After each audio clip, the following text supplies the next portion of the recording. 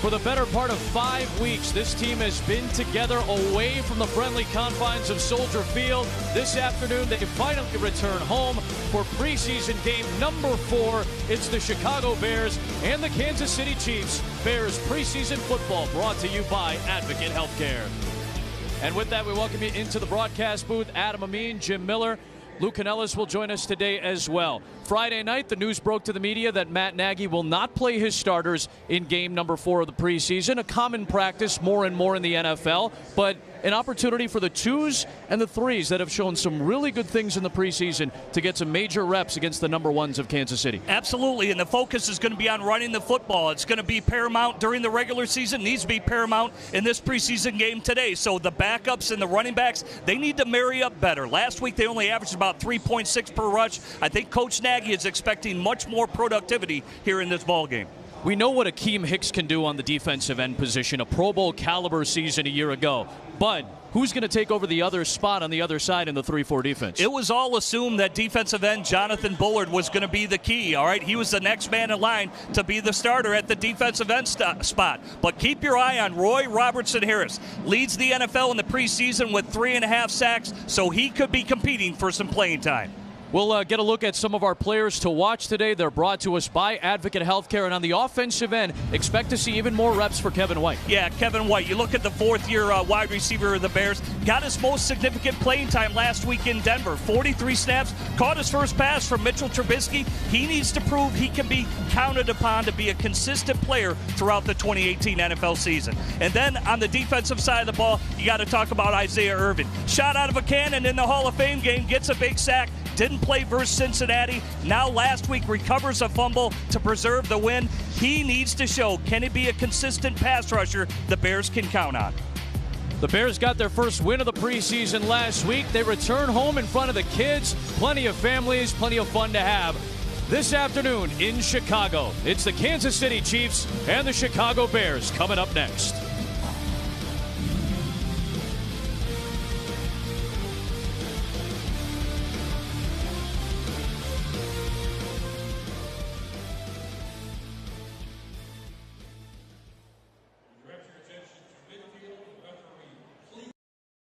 One thing you learn about Coach Reid is he has zero ego, and he's a selfless individual that is always being progressive and looking to make himself better. That's what we've done. That's what he's taught me, and I just think it's really cool.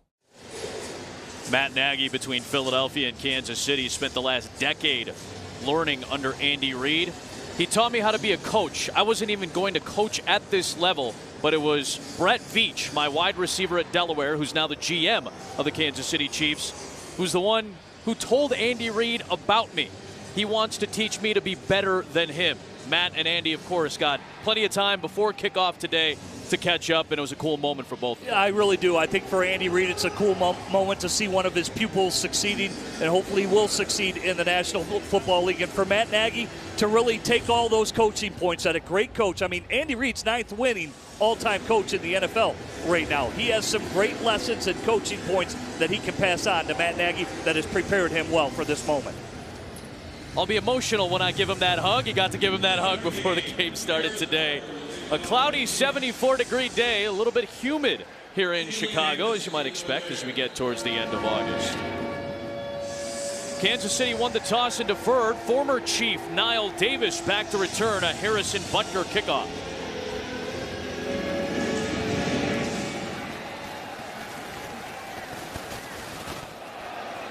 Butker's going to have that one head out of bounds. Procedure penalty and decent field positioning for the Bears to start the day. Out of bounds on the kicking team. While he placed at the 40-yard line, first down, Chicago. So with a lot of the starters sitting for this second-to-last preseason game, Chase Daniel gets an opportunity. We've seen a lot of good things from both Chase Daniel and Tyler Bray. I thought a good showing last week for Chase Daniel. 19-28, 189 yards, 2 touchdowns. Brought him back in the ball game to get the victory. Hasn't played in a lot of big moments in games, but I thought that was good situational play for him to bring his team back against Denver.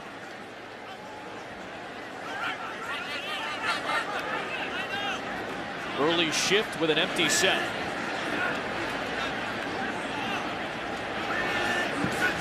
First down from the 40-yard line. Quickly thrown underneath. Catch made by Taylor Gabriel. He's getting his chances now. Works his way to midfield with a penalty marker thrown. 28 penalties last week in that game. Let's hope we don't Personal reach that foul. amount. Grabbing the face mask. Defense, number 53. 15-yard penalty from the end of the run. First down. Just like that, the Bears march a quarter of the field down after the Anthony Hitchens penalty for the face mask. Yeah, Anthony Hitchens gets called for it here. He's the newest member, comes over from Dallas. They're expecting a lot from him, and clearly incidental face mask right there by Hitchens.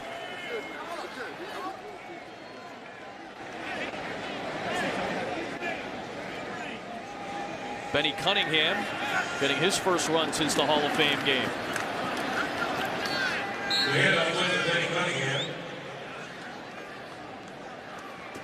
Chase Daniels so far, solid completion percentage, already thrown 3 touchdown passes in the preseason. Yeah, some tips on the interceptions, miscommunication with his tight end on one, but overall I think he has. He's had a solid preseason, knows this offense very well. He's been in it over 5 years, and clearly when you see the shifts, the motions, and we always talk about this being the dress rehearsal game, probably going to see a little bit more from the Bears offensively because he has knowledge in the offense.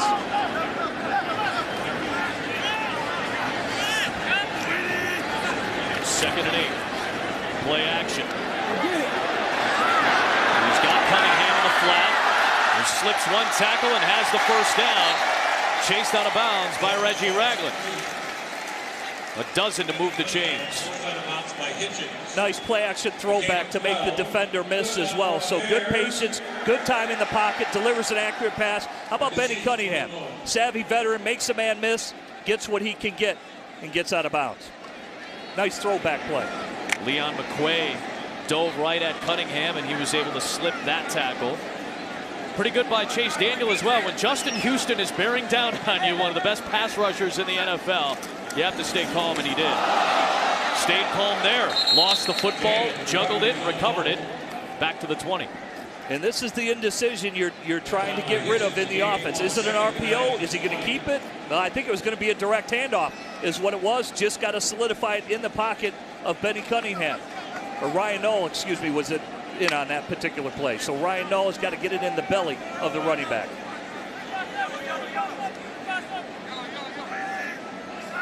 Second and 9. Pocket collapsing. Daniel steps up and takes off. Gets a block from Daniel Brown to extend closer to the sticks. Picked up 7 yards on that run. Good step up in the pocket. And as you mentioned, gets the great block by Daniel Brown right there on the backside. Steps up. Goes to his left, run into daylight. Clean block on the outside. Trying to stretch for that first down. Have to be careful not to fumble right there, but getting what he can get. Sets up a very makeable 3rd down and 3. They'll bring in the fullback Mike Burton, who did not play last week. Cunningham, the deep back. Cunningham has the first down, and Benny Cunningham has a touchdown for the Bears. Good lead play. As you mentioned, good block by Burton. He's well equipped to do that, and that gets the running game off to a good start. Exactly what Coach Nagy was looking for. You see Burton chip shoulders, then gets the lead block on McQuay again right there. Benny has the vision, bounce it to the outside. Hey, and how about on the outside too? When you look at Marlon Brown, doing a great job on the outside, blocking downfield, that creates the lane for the touchdown. Cody Parkey on for the extra point. A strong opening series for the Bears.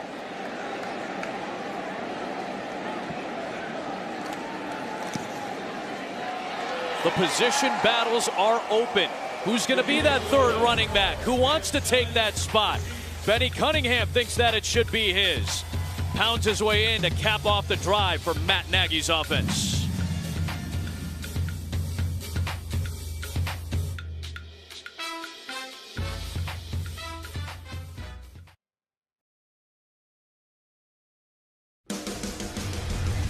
Bears preseason football is brought to you by Advocate Healthcare, Miller Lite, your local Ford stores, and United Airlines. Benny Cunningham caps off the opening drive. Scoring drive summary brought to you by Ford. A 13-yard scamper for Cunningham to get the Bears on top. Cody Parkey, the fifth-year man out of Auburn, the former Miami Dolphin, will kick away. Tremont Smith back to return for Kansas City. We'll bring it out from a yard deep.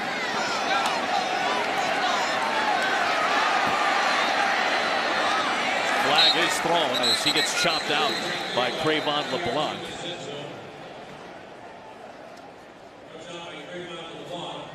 Cleet Blakeman, the veteran official, is our white hat today.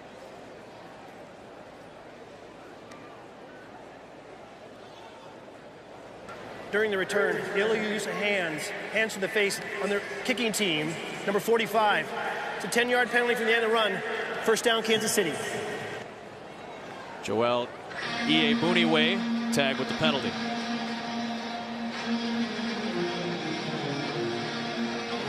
You can send us a question by tweeting #QBConnection, and it could be selected to be answered by our resident QB, Jim Miller, up here in the booth during today's game.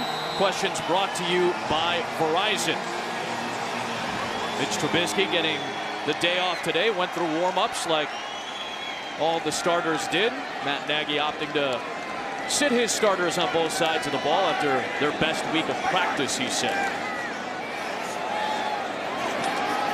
On the end around, Tyreek Hill, very dangerous.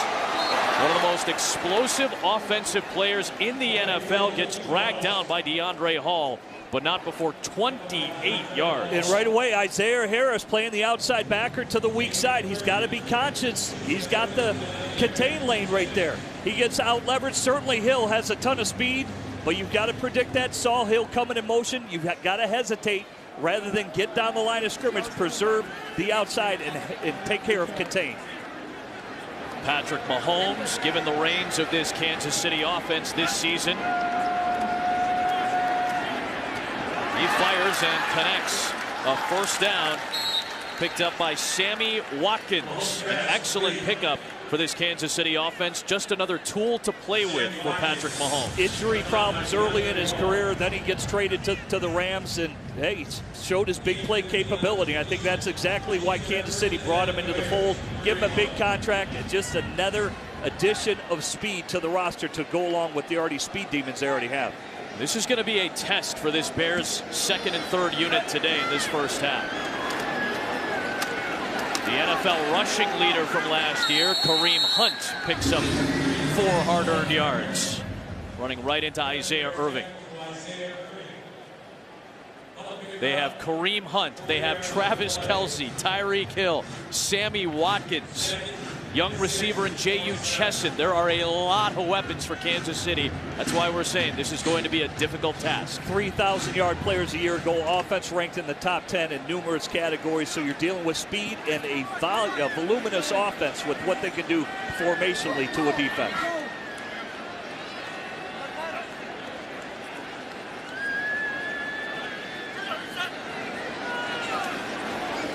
Three-man rush. Mahomes fires to the sideline, bobbled and controlled by Chris Conley, a former Georgia Bulldog. We'll see what the penalty marker is about, throwing back at the 15-yard line. Nice job staying home. It was going to be a fake wide receiver screen, and Patrick Mahomes was looking deep. Ultimately, he has to check downside and then check it down to contact. Defense, number 44. 5-yard penalty from the previous spot. Automatic first down. Nick Kwiatkowski with the illegal contact. Contact made past 5 yards of the line of scrimmage before the ball is thrown. Andy Reid, 6th in the NFL last year. 26 points per game. They have the 3rd best winning percentage in Kansas City since Andy Reid took over. Only New England and Seattle have a better winning percentage in the last 6 seasons.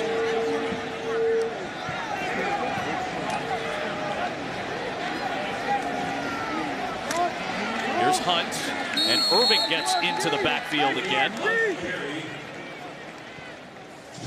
Deion Bush came in from the backside as well. That's another position battle that we're going to talk about over the course of the day, the safety spot. Yeah, Deion Bush and certainly DeAndre Hall, who had really the game-saving touchdown tackle on that jet sweep to Hill. He came across the field and made the tackle because DeAndre Houston Carson going down with the broken forearm. Now these guys could be in the mix, and certainly Hall wants to have a big game today for the Chicago Bears.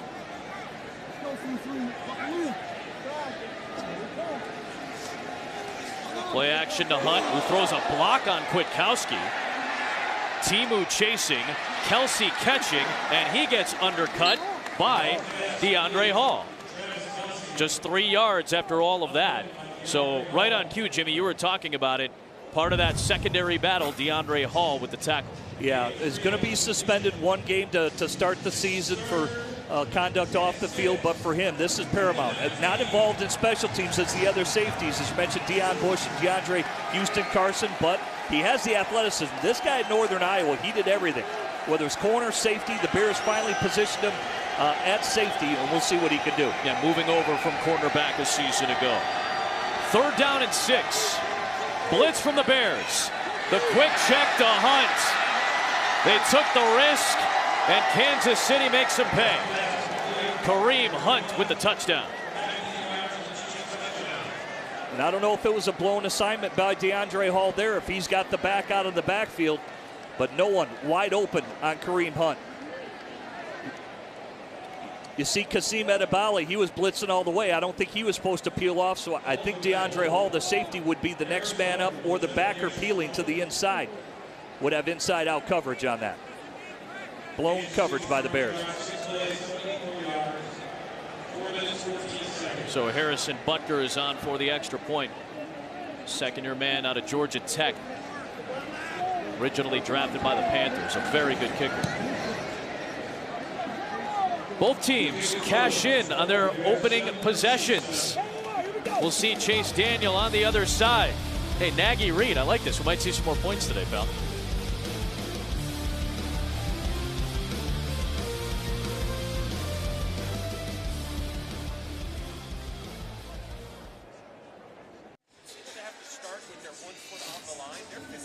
Yeah.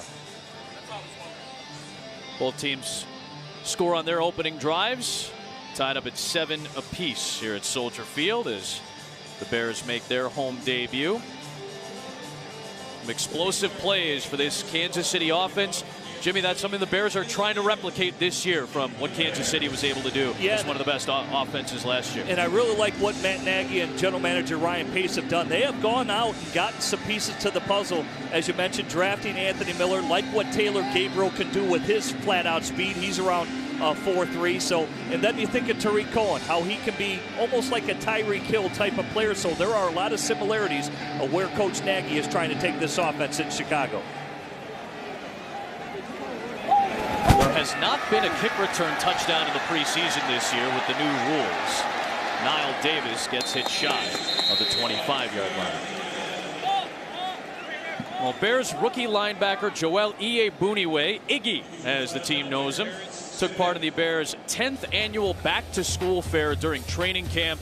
Kids got free school supplies, free dental care, as well as physicals. Iggy hopes one day to be a pediatrician. So this is right up his alley. Super smart guy. When they went to the Shriners Hospital earlier this year, Joel was right in the thick of things. This is something he really takes a lot of pride in. Yeah, it speaks of his unselfishness and what he wants to do in the community to help others. So, Joel, keep up the good work, my friend. Says a lot about your character. Out of Western Kentucky, expected to battle for one of those last linebacker spots. Ben Broniker had the game-time touchdown last week in Denver, and he's got 9 yards on the toss from Daniel. Nice job just spreading the field overall for the Chicago Bears. You see, it's basically an all-hook play. You see everybody hooking up, got the in cut there, and Broniker just sets it down nicely in a zone coverage, and easy pitch and catch for Chase Daniel. High snap given to Cunningham. It's dragged down on the backside by Justin Hamilton. Looks like it'll be just shy of the line to gain. Tight ends have been a huge factor in this Chicago offense in the early part of the preseason. They were a huge factor in Kansas City when Matt Nagy was there. Yeah, and I think they're going to continue to be. Depending on how early Adam Shaheen can come back, it could affect the tight end numbers, whether it's Daniel Brown, Broniker that you mentioned, because Shaheen could be out. And then, of course, you got Trey Burton, who they brought in. He's a huge piece to the puzzle. And Deion Sims, who won't play today due to the concussion he's recovering from. They potentially have 5 that they could utilize come season time. Clete Blakeman's crew said it was enough for a first down on the Cunningham run. Daniel lofting one. A lot of contact on the perimeter there as Kevin White and Marlon Brown are going to get a lot of reps today. That one targeted for Marlon Brown. Kendall Fuller, the brother of Kyle, in coverage. And they're both pretty good in terms of their coverage abilities. Looked like Kevin White thought it was going to be a back shoulder play, but that's not how Chase Daniel saw it. He wanted to lead him up the field a little bit further. Bottom line is you can run as fast as you can. The quarterback will throttle you if he wants to put it at the back shoulder. So I think Chase was expecting him to, if they're even, he's leaving, would have continued up the field. On the ground, Taquan Mizell for a short gain. That's another battle. Ryan Nall, Mizell, Benny Cunningham, they're all going to be battling for those last running back positions. And Nile Davis as well, because certainly Nile can do special teams. That's Benny right. Cunningham's involved in. And Mizell, obviously, as a returner. Nile is probably the least experienced in terms of the special teams play, but is getting involved in kick coverage. He is practice squad eligible when you look at the Oregon State product. Bears trying to convert on 3rd and 9. Daniel will throw it to Daniel Brown, and he gets undercut at the 40-yard line. That was Fuller who made the tackle. A lot of people were shocked that Kansas City traded him. They figured he was their best nickel corner for the Washington Redskins. Ultimately is now a Chief as they elect to trade away Marcus Peters, one of the better cornerbacks in the league. So they feel that they are going to be better off with another Fuller in the fold. Pat O'Donnell to punt away. They got Fuller back for Alex Smith. That was part of the Alex Smith trade, and that's why they've given Patrick Mahomes the keys to the car. Penalty marker thrown on the snap. DeAnthony Thomas will let that one die inside the 15. And we'll check the marker back near the line of scrimmage. 48-yard kick.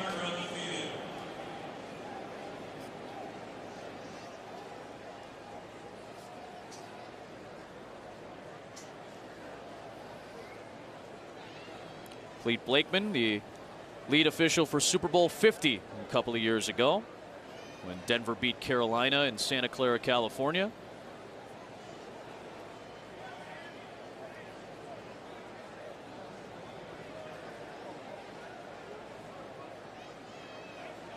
Officials are going through their mechanics as well in the preseason.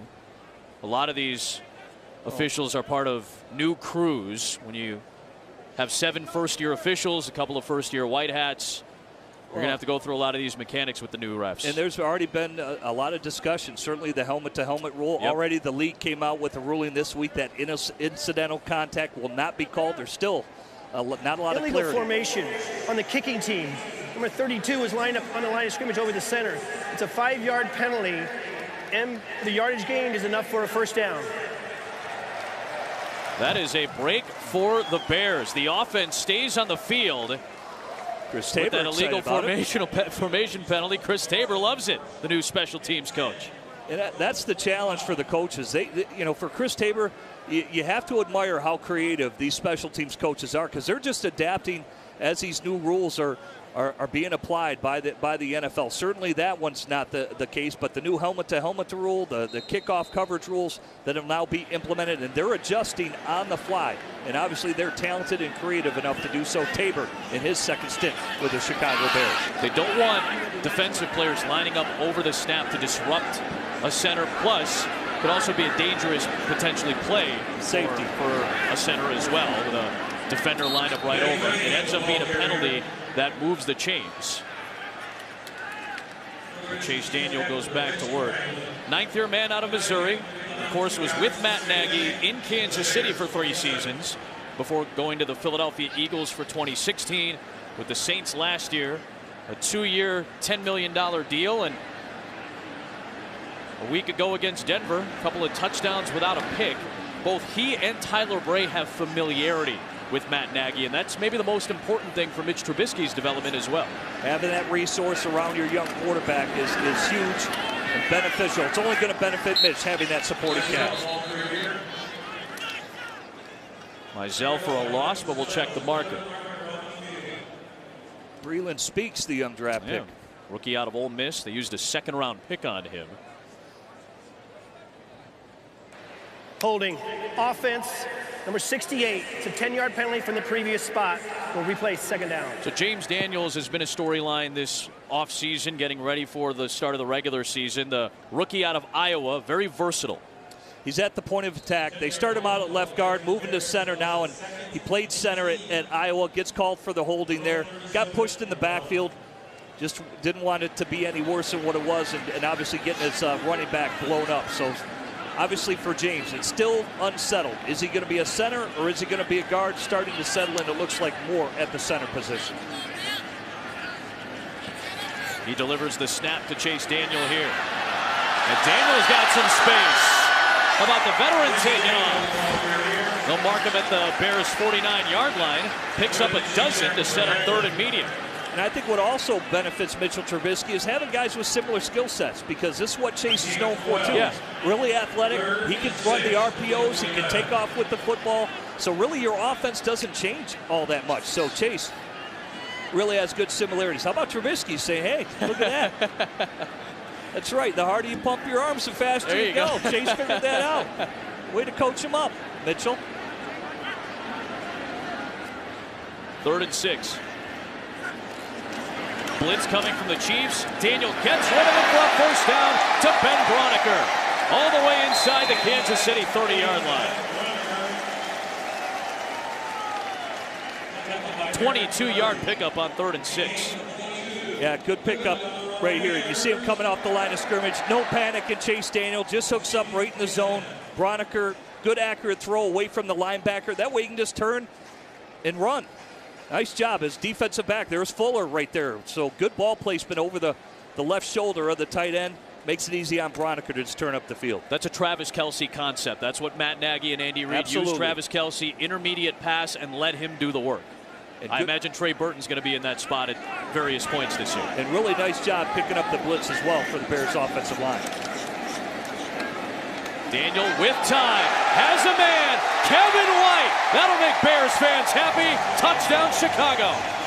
I think that'll make Kevin White happy. It's been so long for this player to contribute and be a part of things. You see how excited he is, jumping up, high-fiving his teammates, and they're excited for him. He has worked hard coming back from injury. 43 snaps a week ago, and we said this last week, Adam. He just needs a couple of good things to happen. Pull shot for a touchdown on the outside, beats Orlando Scandrick, who's no slouch with his playing time in the NFL.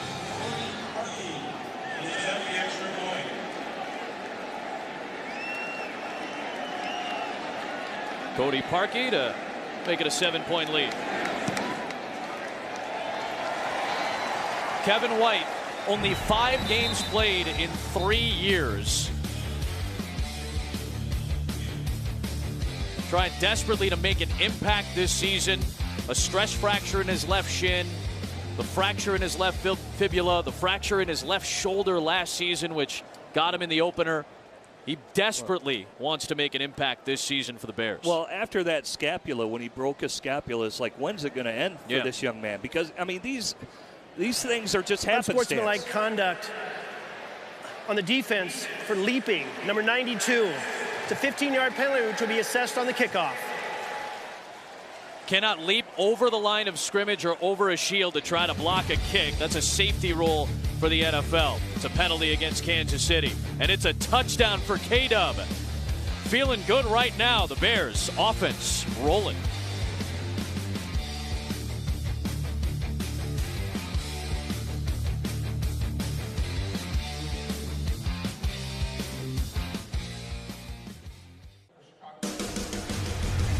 Bears preseason football is brought to you by PNC, the official bank of the Bears. Make today the day. First 2 drives end in a touchdown for the Bears. Scoring drive summary brought to us by Ford. A 29-yard touchdown reception from Daniel to Kevin White. Ball spotted at the 50 after the Chiefs penalty on the kick, so they'll go with the pooch kick. And Anthony Sherman ran it past the 20-yard line. First two drives marching down the field, granted with some help after some miscues by Kansas City as well. Yeah, two sustained drives, and then obviously Chase Daniel 4 or 5 on the drive, go 66 yards. But again, just happened to see something positive happen to Kevin White, former first-round pick, and obviously he had his share of broken bones, but he just needs some things positive to really create an atmosphere that he can succeed in the National Football League. Chiefs' first unit offense back out there with Patrick Mahomes at quarterback, Kareem Hunt, the running back. Mahomes lofts one to Travis Kelce.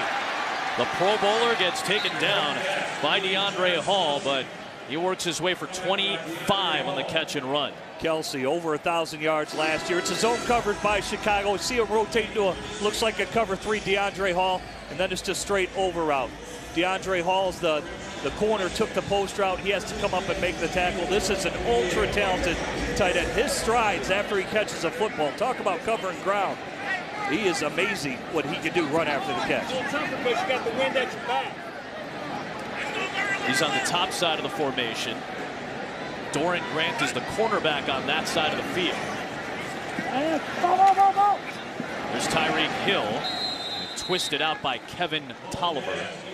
Tolliver got a lot of run last week as well, playing some key snaps against some good receivers in Denver. I think some good, some bad for him. He allowed 3 receptions a week ago. At times he misplayed it, but he's a young player. Again, this is a junior that declared.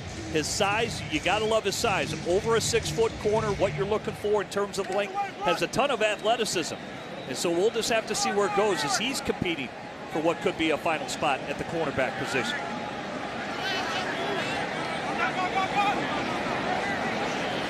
Mahomes, a mobile QB, and he's got a rocket arm. Finds Tyreek Hill for a first down. This is going to be something that the Bears see more of this year. Sam Darnold is on the schedule for the New York Jets. If he ends up playing a little bit more, he's a mobile quarterback.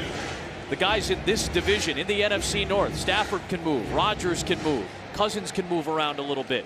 Mahomes might be at a different level in terms of speed and athleticism, but you're going to have to get used to mobile QBs. Yes, you see more dual-threat quarterbacks that certainly have a ton of arm talent, like Patrick Mahomes, former baseball player. A couple weeks ago, he threw a 68-yarder in the air to Tyreek Hill. This guy can absolutely launch it, and you see there, elusive with his feet.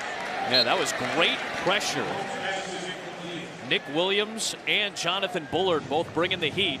This was a concern for Vic Fangio, trying to make sure you get to Patrick Mahomes and make it difficult on him. Well, today. That's the key. When you have a mobile quarterback, sometimes you try to corral them. You force them. You almost project which way you want them to roll out of the pocket. Primarily, it's going to be to their left because it's hard for right-handed quarterbacks like those to throw on the run to their left. So that's where you want to get them out of the pocket, out of their comfort zone. And there's probably not enough known about Patrick Mahomes, but I would assume as the games add up, teams will start to stockpile the video where they'll try to really tell which way he'll be able to go. Dictate, I should say. Kareem Hunt takes it inside the Bears' 30-yard line. Nick Williams on the stop. Through one. 2 good drives led by Chase Daniel. Benny Cunningham punching it in for a touchdown. This young fan likes it. Kevin White caps off a drive with a score. It's 14-7 Chicago.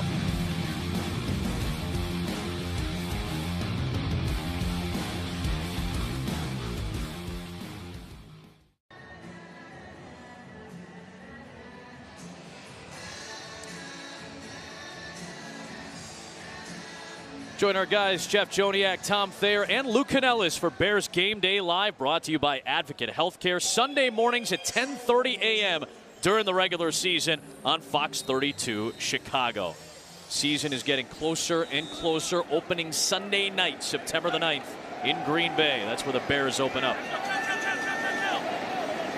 3rd down and 7 for Patrick Mahomes. And the Bears bring a blitz. The pressure on Mahomes. Gets away, fires incomplete.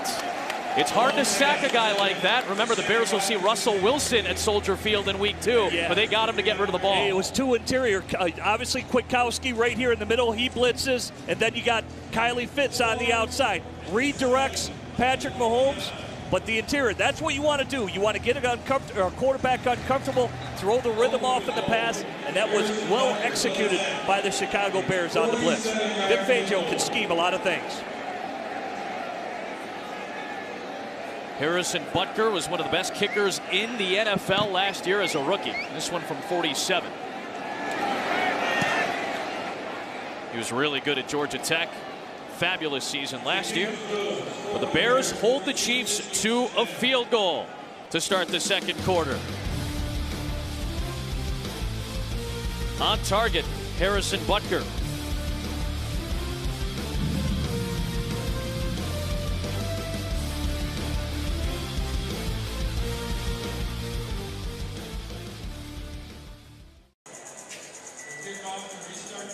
Select single-game Bears tickets are now available. You can cheer on the Monsters of the Midway at Soldier Field this season. ChicagoBears.com/tickets.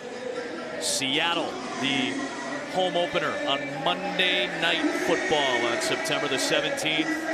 Russell Wilson, a new-look defense for Seattle this year. That'll be interesting to see as the Bears play the NFC West this season. Yeah, it looks like when you look at Pete Carroll, he's going to revamp the whole defensive end. They have an elusive quarterback in Russell Wilson, who you mentioned. So much like Isaiah Irvin did on that last play, they can create some movement and create pressure. Much like Patrick Mahomes, maybe they can get some pressure on Russell Wilson, create some plays to get off the field. Penalty marker is thrown on the Davis return.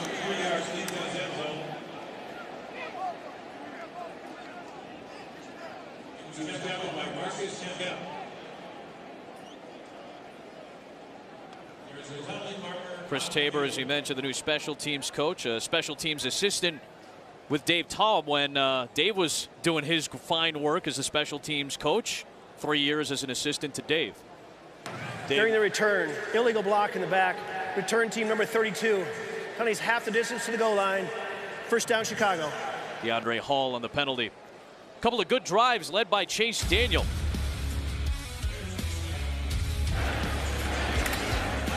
Nice throw to the flat right there. Hits Taylor Gabriel. Dumps it off to Benny Cunningham. Easy check downs to his tight end right there. They've been working the tight ends all through the preseason. Using his feet right there, making plays. Good pocket presence overall. And then Kevin White. Good to see the White Tiger emerge right there. Kevin White for the touchdown. Mizell on the carry. He picks up 1. Daniel out there once again. You see him running the show. This is what a veteran quarterback does. Familiar with the offense. How about that? The 158.3. That's, for those unfamiliar with passer rating, that is the perfect passer rating. The ever-elusive 158.3. Who comes up with all these ratings and how they figure it out? But he is on the money in this ball game with all that experience he has in this system. It's like the opposite of the metric system. Good work by Javon Wims, sliding ahead for the first down. Should have enough to the 19-yard line. He's battling for one of those last wide receiver spots, the rookie out of Georgia. Yeah, you look at all those players, Benny Fowler, obviously Kevin White. You look at Marlon Brown, and then you factor in Javon Wims. It's going to come down to their special teams play, and that's where Wims, and he's showed flashes. Even though he's a late draft pick, that's just not a guarantee that he's going to make the roster. Pressure on Daniel. Does a nice job of getting rid of it as Breeland Speaks was chasing him.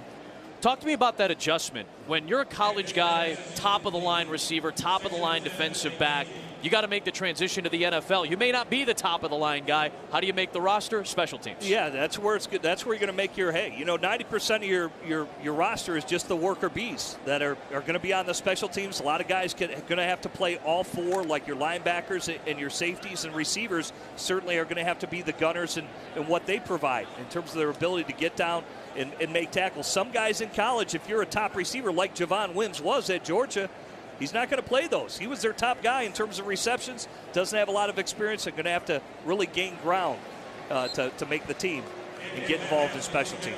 There's Kevin White on the catch from Daniel. Third down coming up for Chicago.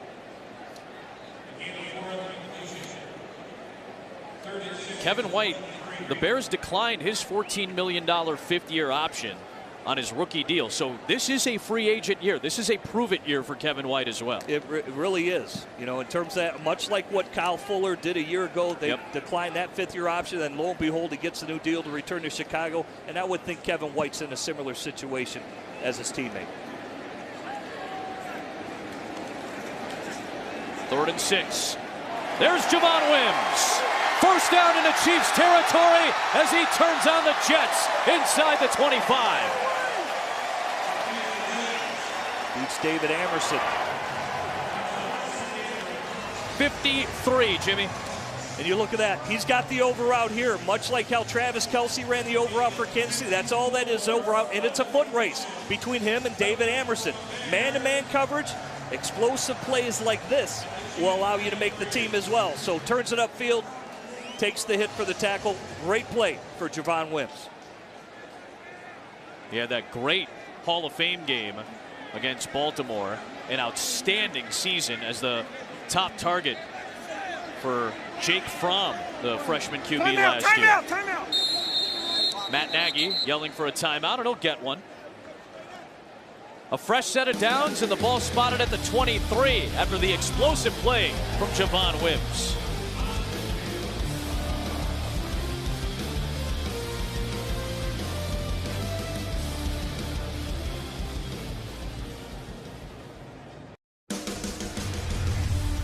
Bears preseason football is brought to you by PNC, Verizon, Bob's Discount Furniture, and Advocate Healthcare.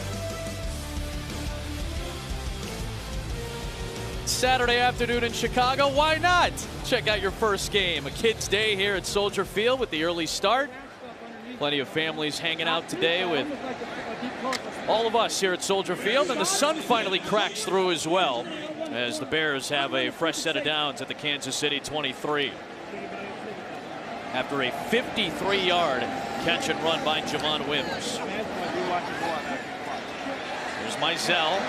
Good blocking, and Mizell sets up first down and goal for Chicago. He's had an excellent and productive preseason. He really has, and obviously last week caught 7 passes, and there you see the catching ability with the football. A little high right there on a no-look pass, able to tuck it, run, gets good blocking up the field, but his hands have really shown true the past 2 weeks. And Mizell, not a gadget guy by any means, but somebody that you might use in some gadget plays, some gadget sets. You can be very versatile with him. Absolutely. He's he's another chess piece, and I think those are the type of players that Nagy wants in his offense. Really has good players at backup position. It's going to be tough come cut time.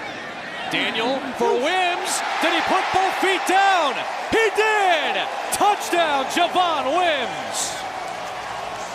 Corner out, good placement, beats the same guy, David Amerson, who's a pro, 7th-round draft pick out of Georgia, stating his case.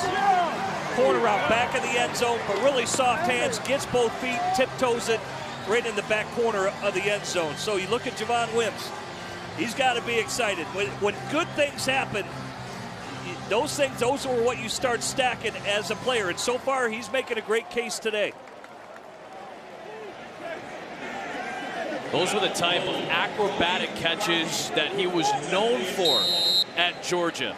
Go back and watch the Notre Dame game. Go back and watch the Georgia Tech game. The catches that this guy was making were off the charts. The player before that's 53 yards across the sideline. Remember Chris Conley as a Georgia That's Bulldog. right. That's what Conley used to do, pass the torch to Javon Wims. But big plays will put you on a roster. They'll teach you how to play special teams. A nice showing on that series, and a good toss by Daniel. The extension, the grab, the toe tap, and the drag, and a touchdown for Wims.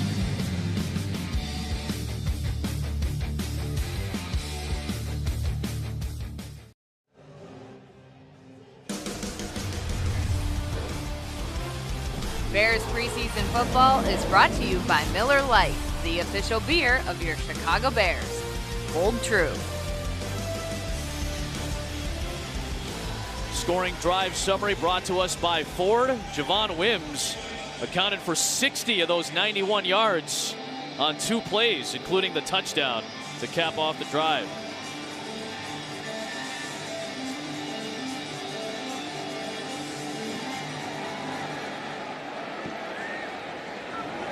quarterback, Kansas City. Well, Javon Wims was a high school hoops star in Miami. Only played 1 year of high school football. Had a great run at Georgia the last couple of seasons, but this was a guy who wasn't really sought after. He was playing Division III football at Belhaven College in Mississippi for Hal Mumme, but he broke his ankle after just 6 games, leaves at the semester break, starts working at a clothing store before he enrolls in junior college, ends up being a top 5 junior college prospect, gets to Georgia for 2 seasons, ends up having his breakout season last year. The great Rose Bowl game against Oklahoma, played on the national championship team that lost to Alabama and is trying to make the roster as a 7th-round pick this season. Well, if that'll motivate you when you're folding clothes at a retail store, and he said he had to try on a couple of young ladies that come in and say, hey, try this on for my boyfriend. He said, I do not want to be a male model. I want to go back, catch some footballs, and he certainly did at Georgia, but big target, 6'4", 215 pounds, and you can see the athleticism and the body control. Like you said, those 50-50 jump balls, 9 times he's coming down with it. Spencer Ware is in the backfield with Patrick Mahomes for Kansas City. Here's Tyreek Hill on the screen pass, and there was Irving to help shut that play down on the chase down. I'll tell you what, Isaiah Irvin has flashed again. I misspoke in the last series and thought it was Kylie Fitz, but it was Isaiah Irvin that got pressure on Patrick Mahomes right here, stalking it down for Irvin. Flying to the football, really shutting it down on the outside in terms of the edge for no gain, essentially. So Isaiah Irvin really stated his case, and he was going to be a guy who's highly evaluated in this ballgame. Bears trying to get off the field on 3rd down and 5.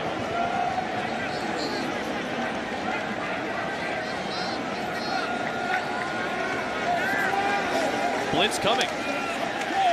And Mahomes off target, looking for Ware out of the backfield.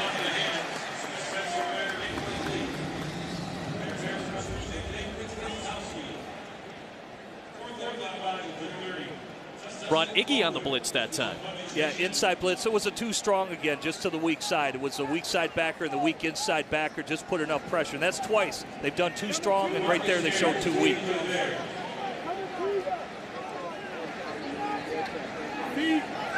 First official punt of the game. Remember, Pat O'Donnell's punt was negated after a Kansas City penalty.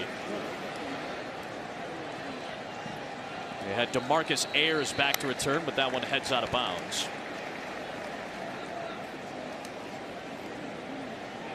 Six total possessions in this game. We've had 5 scores, and Javon Wims responsible for a good chunk of yardage on the last drive. Hey, just running away from man coverage, beats David Amerson on the over route. Shows his big body can move, pick him up, and put him down. Then the corner route for the touchdown. Again, Amerson taps his feet. So 3 consecutive touchdown drives by the Chicago Bears, and obviously Javon Wims, big part of that last one. Chase Daniel back to work for the Bears. Decent balance so far. They set up the screen for Benny Cunningham, and he gets run down from the backside by Anthony Hitchens, but he'll pick up 9 yards. See if we can look at the interior offensive lineman. That was a good setup on the screen for Benny Cunningham. Eric Cush, and then you look at the right guard, Roll Watford, really timing it well to get out in front of their running back to get some good blocking, creates a 2nd and short situation. That offensive line has been in flux in the preseason. Again, I think the Bears have an idea as to who's going to be starting in a couple of weeks against Green Bay, but trying to fill out those last spots. Quick screen to Benny Fowler, 1st down. And again, we talked to Harry Hiestand, the offensive line coach, a couple of weeks ago. He would love to have Cody Whitehair locked, clean, and set to go come September the 9th at center. I think so, because he made all the calls last year. He and Mitch are on the same page, and again, it's a new offense. I don't think you want to thrust a rookie center in James Daniels in that situation. Doesn't seem like Harry Hiestand does either.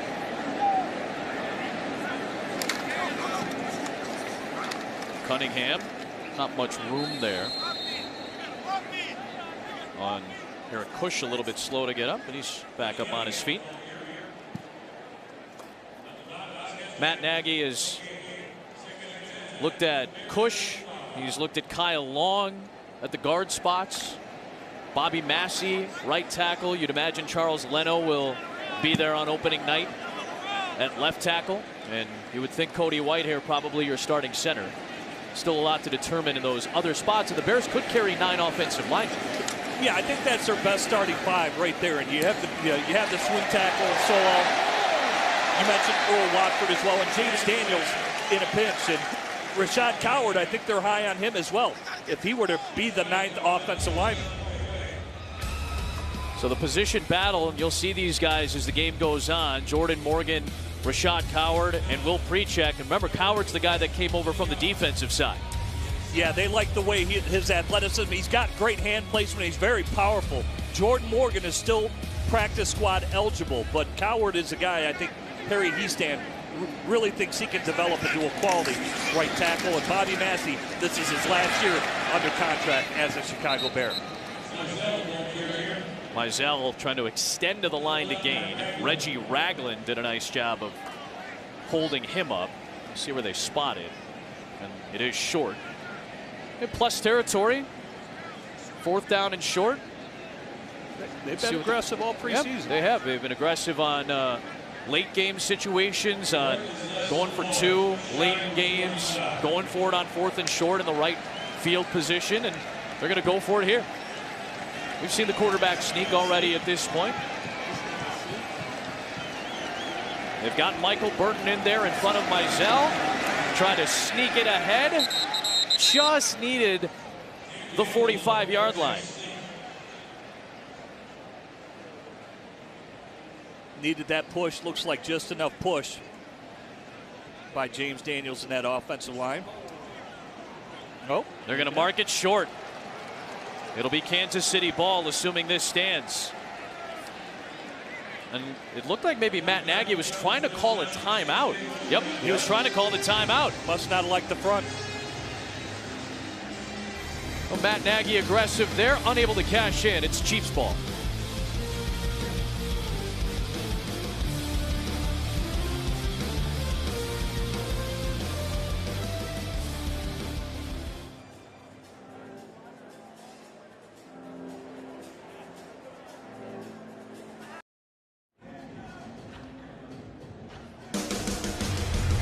Bears preseason football is brought to you by Advocate Healthcare, the official healthcare provider of the Chicago Bears.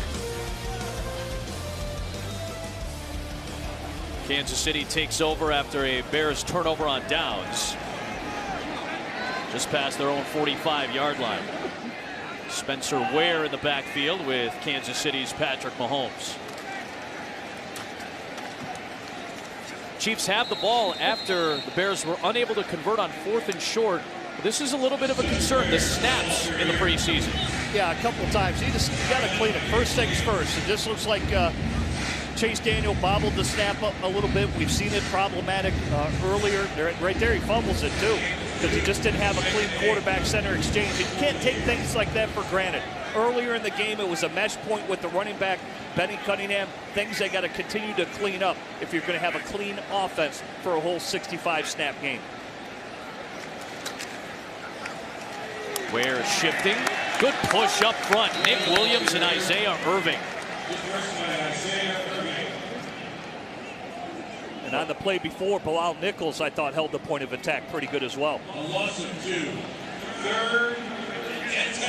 You know, Andy Reid, one of the things that was a hallmark for Kansas City the last couple of years, they don't turn the ball over. Alex Smith was a very efficient quarterback, and I think that's something that Matt Nagy wants to bring over. A lot of crispness to the offense. A lot of people thought it was vanilla, but it also didn't make a whole lot of mistakes. You can win a lot of games just by not turning over the football. Plus 15 a year ago. They were plus 18 2 years ago in the turnover differential. That's why they won their division 2 years in a row. Trayvon LeBlanc got tested that time on Sammy Watkins. Mahomes with a little bit of an overthrow. LeBlanc trying to stick with. That's not an easy thing to do, man. Sticking with Sammy Watkins in coverage. No, it's tough, and Trayvon LeBlanc did his best, and it's tough again when you've got a double move like that to time it up. It's a new receiver in the offense of Kansas City, but it's clearly you can see the arm strength of Patrick Mahomes. DeMarcus Ayers back to return a Dustin Colquitt punt. One of the top punters in the NFL the last several years, the veteran Pro Bowler. Ayers with a shot from the 12. Ooh, big hit. He gets crushed by Frank Zombo. He's been a special teams maven for a couple of teams, including Green Bay. Check the marker back at the 45-yard line of Kansas City.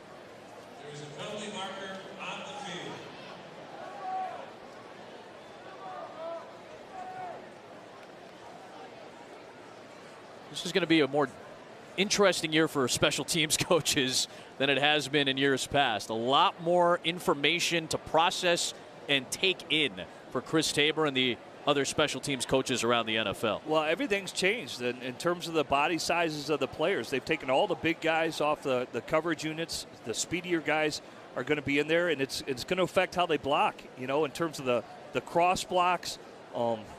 You know, just everything that's going to be available. It's going to be far different what you see, and maybe you will see some more exciting kick returns. Offside, defense, line up in the neutral zone. It's a 5-yard penalty, and Kansas City has elected to enforce the foul from the previous spot and repeat 4th down. But you're also going to see a lot of tackles inside the 20 with all that new speed that's going to be on the field come game day. Chris Tabor, remember where he was. This is a guy who, for the last 7 seasons, was with Cleveland. So he's gone through the low times. He coached through that 0-16 season. He understands the opportunity that he now has here in Chicago. But I can understand the reaction on the formational penalty when you line up in the neutral zone. That's frustrating. Here's a guy that values the return. And when you think of Joshua Cribbs or Devin Hester here, teams invested into that position. And certainly Chris Tabor knows the value of that position. Punt unit still out there. They're going to give Colquitt another opportunity to try to pin Ayers deep.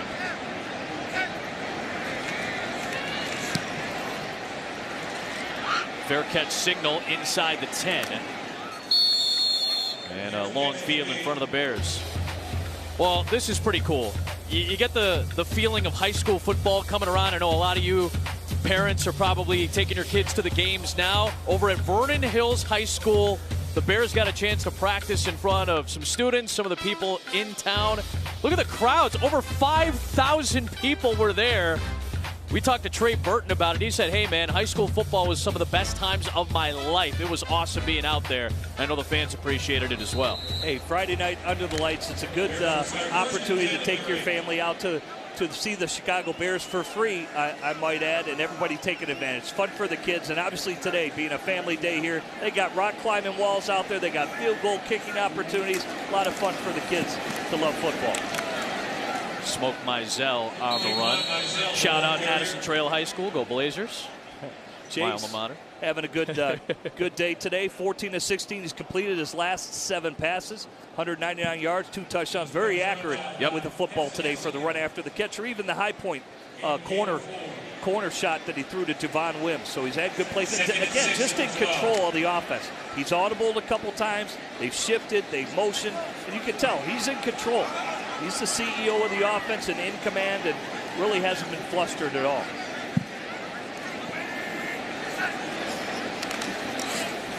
Daniel fires, going down Mizell, and he could not hang on. Good effort there by Taquan. And even there, he noticed that was a 2-trap coverage on the backside and had a good hole shot. And White tried to throttle the receiver. Eric Murray, he was the deepest defender. He was coming over hard, and he was trying to protect the receiver by throwing him short. And you can do those things just where your accuracy is with the football to protect your receivers so they don't take a big hit. So I think he's aware and seeing the entire field right now for Chase. Good on 3rd down as well today. Coming up with 3rd down and 6 here.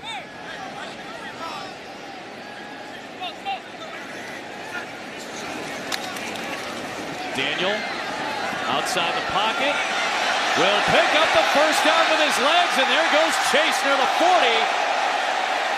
Crowd wanted a flag as he took a shot from Terrence Smith, the linebacker, and a penalty marker is thrown.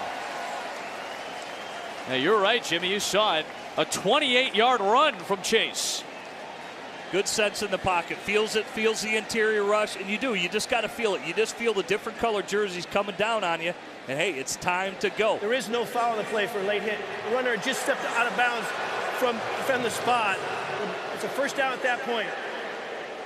It's properly explained by Cleat. Felt like he wasn't already out of bounds at that point. Was not egregious against Smith, but still a pretty darn good run from Chase Daniel to the 40. Yeah, and again, I just think a good feel in the pocket. You sense Ty McGill, or he sensed Ty McGill bearing down on him on the interior rush, and just feels it, runs outside, catches Kansas City in man-to-man coverage, and why he gets such a big game once he elects to leave the pocket.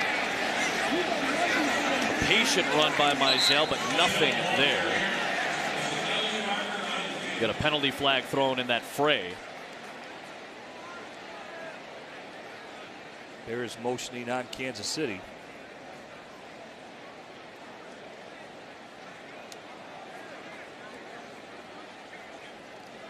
Personal foul, unnecessary roughness, late hit. Defense number 57. 15-yard penalty at the end of the run. First down, Chicago. Breland Speaks gets tagged for that penalty. He was a high-level player in the SEC at Ole Miss. Chase Daniel coming from Missouri. He was playing in the Big 12. Missouri now in the SEC, but he was in those prolific Big 12 offenses, had a great career in college, has played with some really good receivers, Jeremy Macklin being one of those guys that he was throwing to at Mizzou. A capable potential backup for the Bears. Although he gets crushed off the backside, but a penalty marker is thrown. That was a big hit from Tawny Passanio, the second-year man out of Villanova. Personal foul, roughing the passer, defense, number 92. 15-yard penalty, first down, Chicago. And you could see it, he beat Rashad Coward right off the snap. And I think they'll call it the helmet to the chin. Probably that he led with his helmet, somewhat launched too, when you look at Passanio. Yeah, now they called roughing the passer. The ball wasn't out of the hands of Chase Daniel in terms of a passing motion, so I think you're right. That might be the lead with the helmet more than anything else on Passanio. And you can't leave your feet. He launched into Chase Daniel. Oh, you're right. There it is. Yeah, we just got to look at our monitor in the booth. He left his feet, so that is one of the that is the no-no axioms. Yep, of all no-nos. Yep, you're correct. And it was interesting when I saw Passanio, saw him at the Senior Bowl. He does have a lot of speed. Like you said, Kansas City just trying to replace their pass rush. Really haven't got it the last few years from Tom Ali, and then you look at Breland Speaks. But here are some of the new rule changes in terms of the ejection standards. So it's a foul if a player lowers his head to initiate and make contact with his helmet against an opponent. But what we talked about, Adam, earlier today, it will not include incidental contact. The NFL offices were adamant that, because they called incidental here in the preseason games, so that will not be the case during the regular season. I think fans started to notice the change on Thursday during that Philadelphia-Cleveland game where some of those were let go. I think after a 2 to 3 week library that's been built, as we've talked about, once that library was built, Al Riveron had his officials start to take a look at a lot of those plays. Nice little trick play here with the end around from DeMarcus Ayers. That's how he scored his touchdown in the preseason as well. A penalty marker thrown here, though, at the 20. But that's what we expected, and that's typically how the preseason goes. Officials are going to be a little bit more adamant calling some of these newer penalties, some of the adjusted penalties, and as the preseason goes, it starts to back off a little bit. Well, I think that's the key. Illegal block in the back. Offense number 64. Penalty's 10 yards from the end of the run. First down, repeated first down. Eric Cush on the penalty, Jimmy. And I think that's the key, though. When you have, 17 different officiating crews, when one crew is calling it differently than the other 16 is where you run into the problems and the inconsistencies. So obviously the head official has to be paramount in that communication to his crew and how it is going to be called. So that's all people want. They want consistency throughout the league. Their job is not easy. I think we all understand that. It certainly isn't getting easier with all the new rules being added. It's 1st and 13. They don't have to run the play here. This could take us down to the 2-minute warning. It was a spot foul against Cush. That's why it's 1st and 13. So the Bears will regroup. First down coming up, trying to cash in at the end of the opening half. The fans are back. The team is back at Soldier Field for the first time in 2018. It's been a fun offensive half for the Bears so far.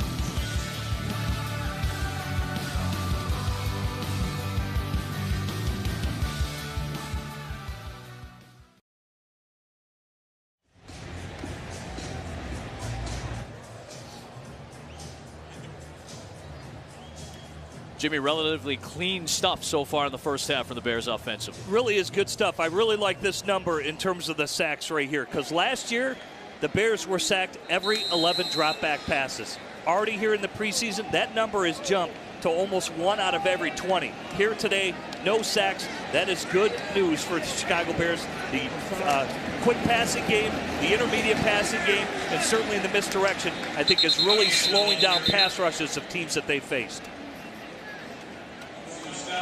Kansas City has a very solid pass rush, so that was something Matt Nagy wanted to make sure that it was buttoned up once you got to this point, because you're going to face some good pass rushers in Buffalo next week as well, although not the ones necessarily, but two teams with good pass rushes you wanted to be cleaned up by this point. Absolutely, and you look at, hey, Justin Houston's no slouch, and certainly they moved down from Tom Ali and haven't gotten a lot from Dee Ford, but the drafting of Breeland Speaks says it all. They want to increase their pass rush and get back to where they used to be for the Kansas City Chiefs. Straight up the gut, nothing there for Benny Cunningham. Kansas City doing a nice job of plugging up the middle against the Bears rush so far today. Andy Reid, we talked about it. What a tough end to their year a season ago. Had that 21-3 lead against Tennessee in the playoffs, a blown lead. That's the one thing you want to see if you're a Kansas City fan. You want to see some playoff wins, but that is a really high quality head coach, and Matt Nagy coming from a tree like Andy Reid's tree. That's a good tree to come off of. He's produced some really good coaches. Absolutely, and obviously Derrick Henry kind of roughshot him in the fourth quarter, and that's where Kansas City was weak a year ago, was their defense, looking to build it up. But I think Matt Nagy, you know, just the wins overall. Andy Reid, again, is 9th overall in terms of win in the NFL, and I think in that division, I mean, he's been paramount since he's arrived in the AFC West. 3rd down and 9. Mizell in the backfield. They dump it off for Smoke. And that play gets shut down quickly. Going back for a loss. Jenkins and McGill are there. Timeout used here. Well, it was interesting because it was a couple years ago, Brad Childress, who was here as a Bears consultant, and Matt begged him to come here because, as we know, he's going to be going off to the AAF, the Alliance of American Football, for the Atlanta franchise. He told Andy Reid, hey, I'm going to be stepping away from the game. And that's when Andy said, hey, we need to decide who's next in line. And that's when Matt Nagy's name came up. Yep. He was pegged, I don't want to say the chosen one, but he was the favorite of all the coaches to take over those offensive coordinator duties. He has just thrived in that capacity, and why Andy Reid couldn't be more proud of how Matt Nagy responded. And you see this coaching tree. The Bears are going to see Todd Bowles, Sean McDermott, and Pat Shurmur this season during the regular campaign. Of course, Buffalo coming to Chicago for the preseason finale Thursday. And John Harbaugh and Doug Peterson, they've won world championships. That's right. Ron Rivera's taken a team to a Super Bowl, much like Andy Reid. So a lot of those guys are knocking on the door. Cody Parkey has had some issues with the long-distance field goals in the preseason. Over 40 yards has been a little bit of an adventure. But how about 48 yards inside the goalposts? And Chris Tabor's fired up, baby. Coach loves to see that. Everything clicking on full cylinders. You got the snap, the hold, the kick, because it was few and far between a year ago. Everybody knows the woes in terms of the kicking game, and that nothing could demoralize a team more than that. I think we witnessed it with Tampa Bay and all their failures and missed extra points, field goals. It really can demoralize a football team. So many tight games last year. The special teams unit expected to be a strength this season for the Chicago Bears.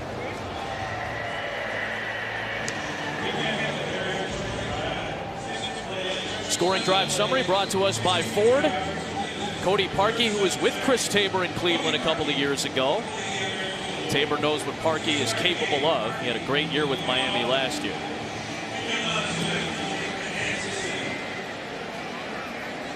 A running start from Tremont Smith deep in the end zone.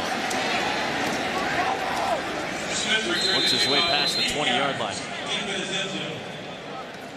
Well, the Chicago Bears Network presents Inside the Bears, brought to you by Verizon every week on Fox 32 Chicago and the CW50, hosted by Anthony Adams and Lauren Screeden.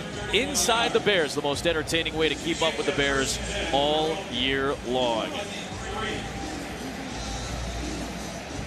Kansas City has the ball at its own 23 here with a timeout and 55 seconds. Bears have been good in late half situations on the defensive end, at least at the end of the first halves here in the preseason so far. Mahomes throws a little off target trying to find Sammy Watkins. Kevin Tolliver, the rookie out of LSU, was the defender in the area. Tolliver soft coverage to the backside. Quarter, half covers, but it was soft. Playing more of a prevent soft coverage there for the Bears. Inaccurate pass by Patrick Mahomes, but he was in position, rally up and make the tackle for Kevin Tolliver.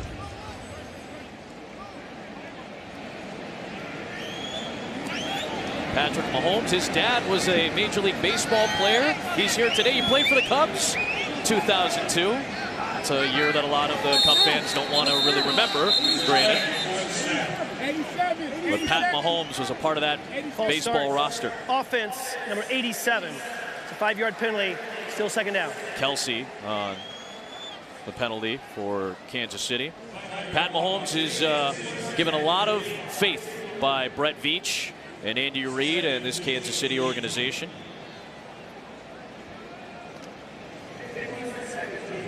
They think he's got Brett Favre type of qualities. I know that's high praise, but he's very athletic, broken down plays. He can manufacture and make something happen in terms of the improv. And just the absolute arm strength. The arm strength is absolutely comparable to Brett Favre. This guy can launch a football. Underneath, Spencer Ware, not much there. Kwiatkowski and Bullard both there to shut it down. Inside of 40 seconds remaining. These were the first two quarterbacks taken in the 2017 NFL Draft. Mitch was taken at number 2. Mahomes, I think in his early part of his junior year, people thought he'd be a 3rd or 4th rounder. He shot up draft charts to number 10 overall. Well, he had the wrist injury where people were concerned about it, but in terms of athleticism, both these players possess a lot of talent. And again, it's just honing them into a structured NFL offense and how they'll be utilized to take advantage of their skill sets. And both are blessed with many. A late penalty marker thrown after the play had ended. A little bit of jawing back and forth. Roy Robertson Harris getting after it with Cam Irving. Jonathan Bullard, a Florida Gator. Jawing away at Irving, a former Florida State Seminole. It carries over. Oh, it does. Don't for 1 second think that those do not carry over when these guys start going at it in the NFL. Cam Irving, a 4th-year player out of Florida State.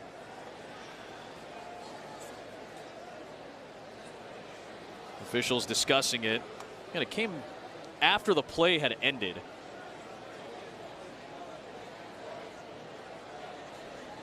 Got a little scrappy there, a little push. Late push. There is no foul for unnecessary roughness on the pile. Please put 40 seconds on the play clock, 40-second play clock, and we'll wind. I'm all right with that. Nothing really there. Yeah, it was a patty cake. Eric Fisher looked like the left tackle. Just wanted, he's protecting his teammate. Yeah, that's fine. The Chiefs offense is going to head off the field, and that'll do it for the opening half. Well, let's see if the Bears use a timeout. They still have one left.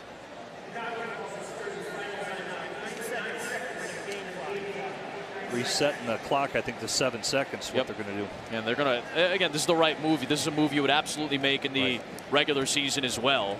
You would make sure to take that timeout, get at least a kick opportunity, whether you throw the block or at least allow somebody to get a return back. Well, I think you can see, too, and you and I talked to Coach Nagy on Thursday, and he really brought that up. It's like, hey, as a coaching staff, we're going to be much more honed in this game. So even though the starters aren't playing, the game planning aspect of it and all those have gone into this game, and certainly clock management, communication with up in the booth. It all matters, and you can see Nagy's all over it. Mechanics and reps. This week was about as close to a game week in the regular season as you'll see, except for the guys that are on the field today. Right. So Ayers back to return a Colquitt punt.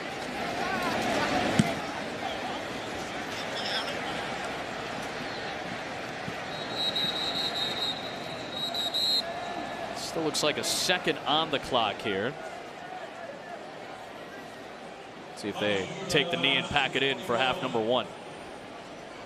Good stuff in that first half, especially from the offense. Chiefs scored a touchdown in their opening drive, didn't have a touchdown after that. Yeah, really went back and forth, and impressed, like you said, scoring points. That's what matters. I mentioned earlier in the preseason, this offense has to be a touchdown better offensively, and I think the last 2 weeks they really have come out of their shell. They're really starting to grow as an offense. You can see there's much crisper timing and obviously a lot cleaner. Still more to do, but I think Coach Nagy's got to be very happy with where his team's at. 29th in the league in offense last year, expecting a boost with this offensive mind at the helm. Off the Andy Reid coaching tree, Matt Nagy facing his former club, and the Bears with their best offensive half of the preseason. A game and a half in the preseason remaining. First time at Soldier Field and a 24-10 halftime lead.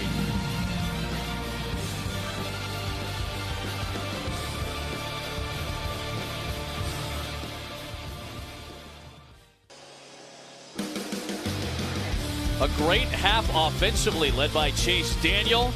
Maybe one of the highlight reel plays of this Bears preseason, the Javon Wims touchdown, all part of a 24-point outburst for the Bears, who lead by 14 at half. Adam Amin, Jim Miller, Lou Canellis is with us as well. I think you could say that's probably the sharpest half of Bears preseason football so far. Yeah, and it reflects it. I mean, they're 5 of 7 on third downs. That's 57%. And then when you look at their red zone efficiency, they're 2 for 2 in the red zone. So when they were getting down there, they were cashing in with pay dirt. So I think it's reflective of how the guys have played the first half of this game. We'll see if it continues here second half. Let's take a look at what went down in that first half. Our Miller Lite first half stats. What sticks out, Jimmy? Yeah, I think, again, obviously time of possession, you basically double the amount of the Kansas City Chiefs. Again, 4 of 7. That's 57% third down conversion. So I think overall, and they haven't turned over the football. That's a big, you mentioned earlier, turnover differential is always big in ball games. Bears have been efficient tonight, not doing that. 82 rushing yards in that first half. A lot of that from Chase Daniel, courtesy of Blue Cross Blue Shield of Illinois. The Bears rushing attack led by the veteran QB, who's pretty mobile. At 47 yards on the ground. Benny Cunningham getting his first run since the Hall of Fame game at 22 yards. Matt Nagy giving Chase Daniel a nice quick talk. Solid stuff from the 9-year veteran.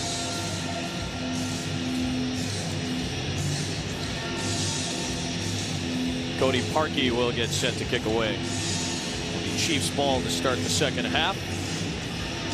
D'Anthony Thomas, guy who can do a whole lot of things on the football field. He's back to return for Kansas City.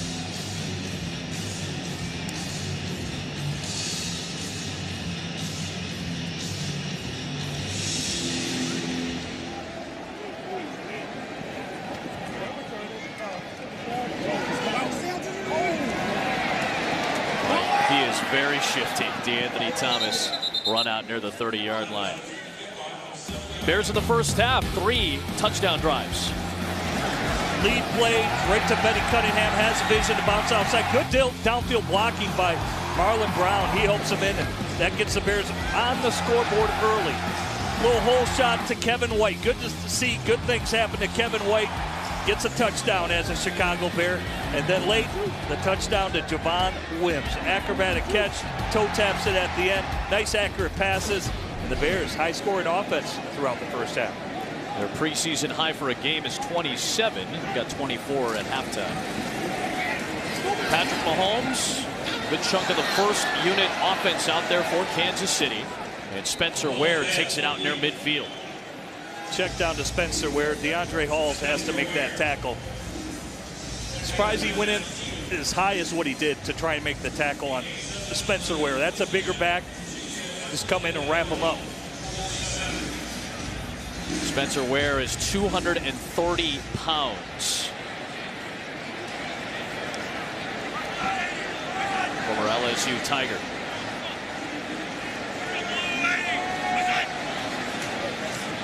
Quick toss by Mahomes to the outside. Conley gets flung out of bounds by Tolliver. A couple of ex-SEC players going at it there.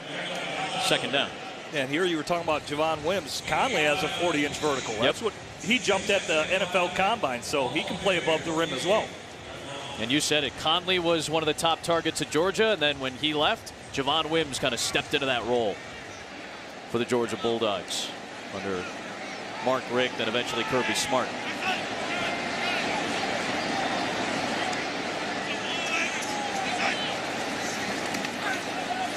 Mahomes pressured, finds Tyreek Hill, and Hill pushing near the sticks. Should have enough for the first down. A little acrobatic play there too. Dorian Grant met Tyreek Hill. Jonathan Bullard getting into tackle. He's coming off the field.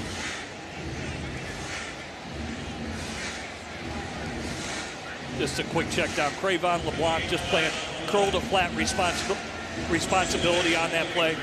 Late dump out by Patrick Mahomes, who's getting pressured by Jonathan Bullard. And there is Bullard, as you mentioned. He looks like he's in a little bit of pain getting that hand checked out.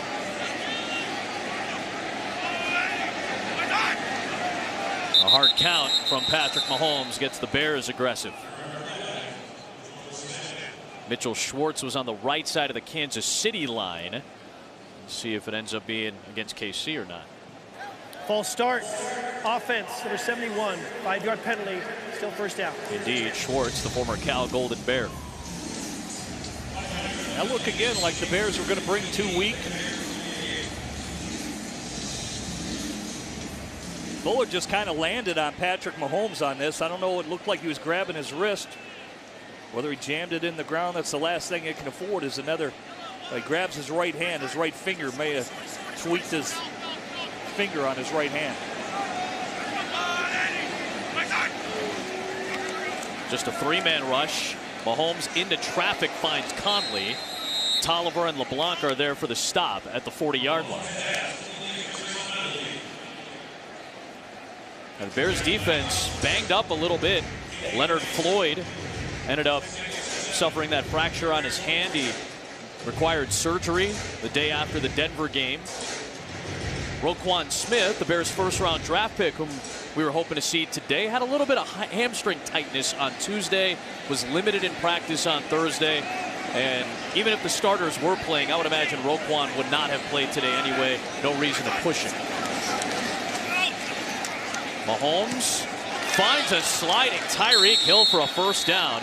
He's down by contact inside the 30. Cravon LeBlanc touched him down. He didn't even have his feet set correctly on that. Again, you can see the arm strength by Patrick Mahomes. Steps in the pocket, short step, no step throw.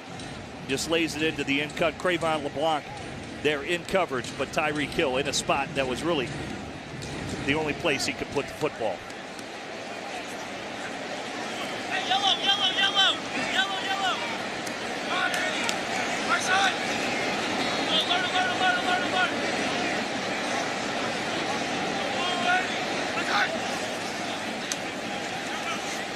Mahomes forced to step up, and Nick Williams was closing in on him. Forced him into that slide. Good awareness to keep working by Nick Williams and Kwiatkowski to come up and fill two and force Patrick Mahomes to slide. And I was talking on radio the other day about this Bears defense.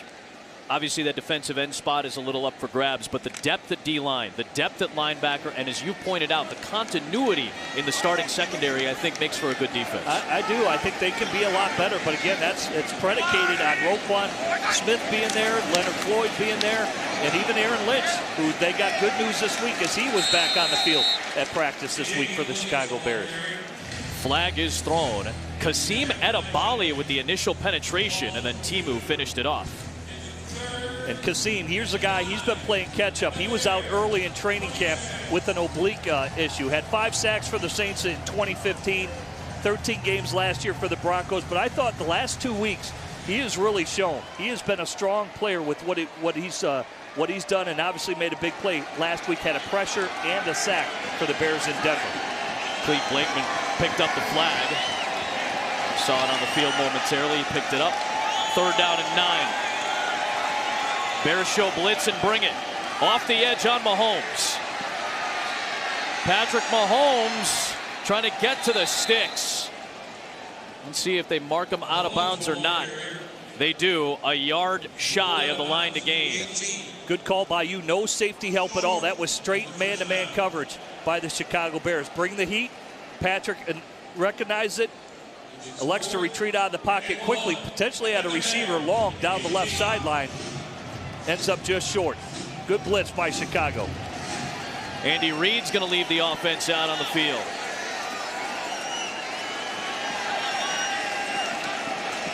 Bears are trying to get DeAndre Hall off the field. They had 12 on the field momentarily. Mahomes underneath.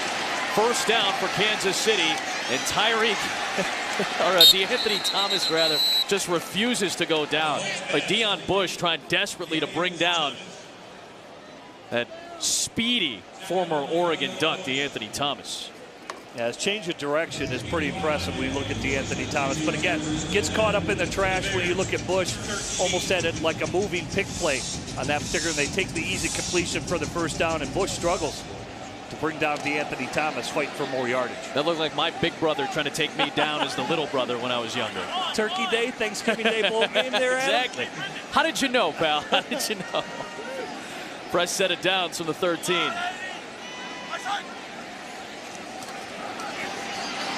Mahomes to Conley, grabbed by Hall and dragged down near the sticks.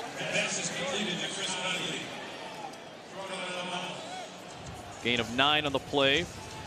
There is Roquan Smith. Love to see the earpiece so he can listen to the communication between Vic Fangio and the defensive coaching staff. That's been where Roquan has been a lot. He's had the headset on. He's had the iPad with him, constantly learning the adjustments and checks for this defense. Yeah, I think you got to throw everything at him, and he's got to do much like the mental reps that we talk about. You can get prepared for a game just by doing the mental reps. It's important. Going through your checks, calling the offensive formations. What are the blitzes? Calling the organizing the defense mentally through your head and what is going to unfold on a play. So it's an important part of his learning curve right now, as he hasn't had the opportunity to get on the field much. Jimmy, you talked about wanting to see these linebackers step up in the absence of Roquan Smith. Isaiah Irving, one of those guys who gets Mahomes. That's 3 times today he's affected the play. And obviously for him, working his way. That's what the Bears want to see. Can they count on a second-year player getting to the quarterback? Here he's pointing at his jersey. He's, a little self-promotion there, pointing at his jersey. I can do it, Coach. My name's Irvin, by the way. Keep me on this 53-man roster. Absolutely. He's a worker bee, though. He works continuously to get to the football. Really nice game for him today.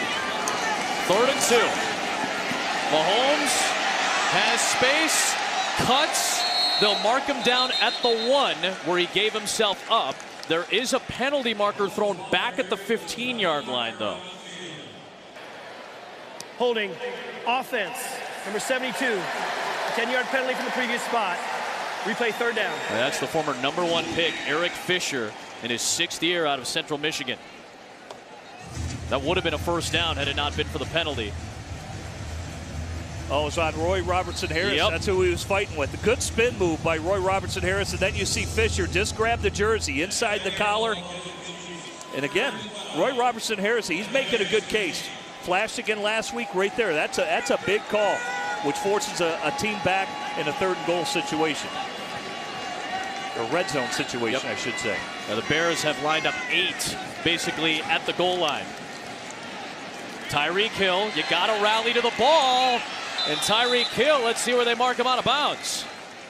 You needed the 3-yard line for the 1st down. They'll mark him out at the 5. Remember, the Chiefs were the team that did that against the Cowboys last year at the end of a half. They can get yards in space on the short passes. Yeah, they're just setting up the screen. They get all the blockers out there, and just enough push right there by Deion Bush to force the receiver out of bounds. And that is an electric receiver. He's got some speed now.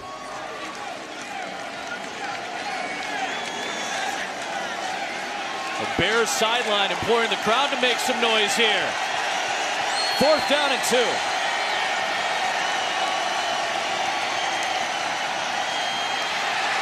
Mahomes stopping, firing, incomplete.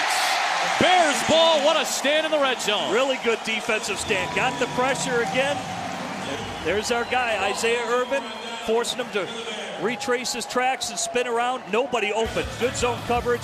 Nicely done by Chicago to turn Kansas City away. Robinson wanted the penalty. None doing. Bears take over.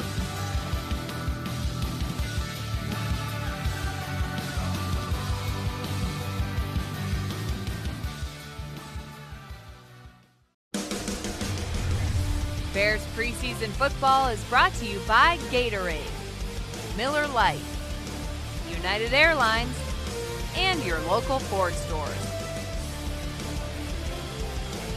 Starting into a great day here in Chicago, Illinois. A little hot and humid, but we're going to miss this in a couple of months, I promise you. Good day here at Soldier Field. The first time that the Bears fans have seen game action at home. And Tyler Bray is the new Bears quarterback. Giving it up for Ryan Nall. Solid work by Chase Daniel. As we are traveling through the air with United Airlines, time to take a look at what Chase Daniel was able to put together. Another solid week running the offense. And as you pointed out, Adam, explosive plays. We saw a couple explosive plays to Javon Wims on the over out and then the 29-yarder for a touchdown. So I think Tyler, again, experience in the offense, calm, cool, collected. Now we'll see what Tyler Bray can do. This will be the Bears' 3rd drive that they start inside their own 10. But the last 2, they got a touchdown and a field goal. We'll see if Tyler Bray can bring them out in a coming out situation.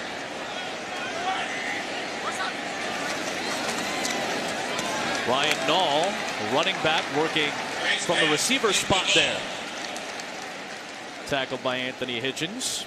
So Tyler Bray, 6th-year man out of Tennessee. 3rd most yards in the preseason so far. Touchdown, interception for him. And again, just a quarterback who really hasn't had a lot of playing time. So then just kind of marinating down there in Kansas City. Nagy felt the value of bringing him here again. Another support group to help out Mitchell Trubisky, but has knowledge in the offense. Certainly utilizes a first check down to Ryan Nall to get a good positive yardage.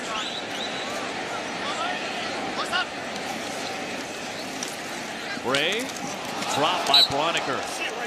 That would have been a first down. It's an unfortunate drop right there. Well, Tyler Bray, former Kansas City Chiefs. Remember, he made his NFL debut last year in Week 17 against Denver. That was a game that Patrick Mahomes actually started and eventually won, but a little bit of an inauspicious debut. First snap was a little bit of the failed handoff. Denver covered it for a fumble, but again, familiarity in the offense is what Matt Nagy brought him over for. DeAnthony Thomas back to return from the 39. Great coverage by the Bears. Guess who? The special teams maven, Sherrick McManus. 47-yard kick, and McManus is there to shut it down.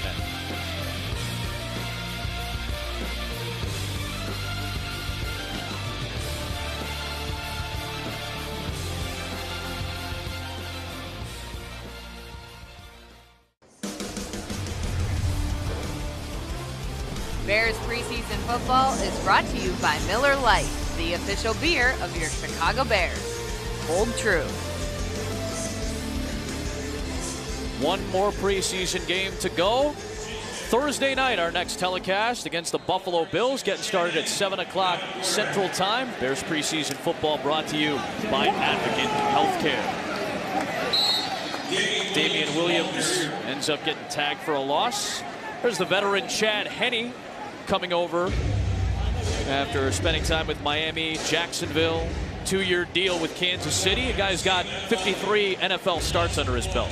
Yes, he's a longtime veteran. Has a big arm as well.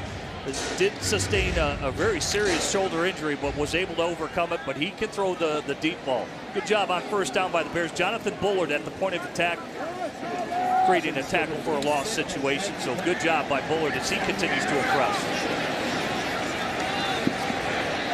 Go to the outside. High leap for Garrick Dieter, the first-year pro out of Alabama. Stop made by Jonathan Mincy.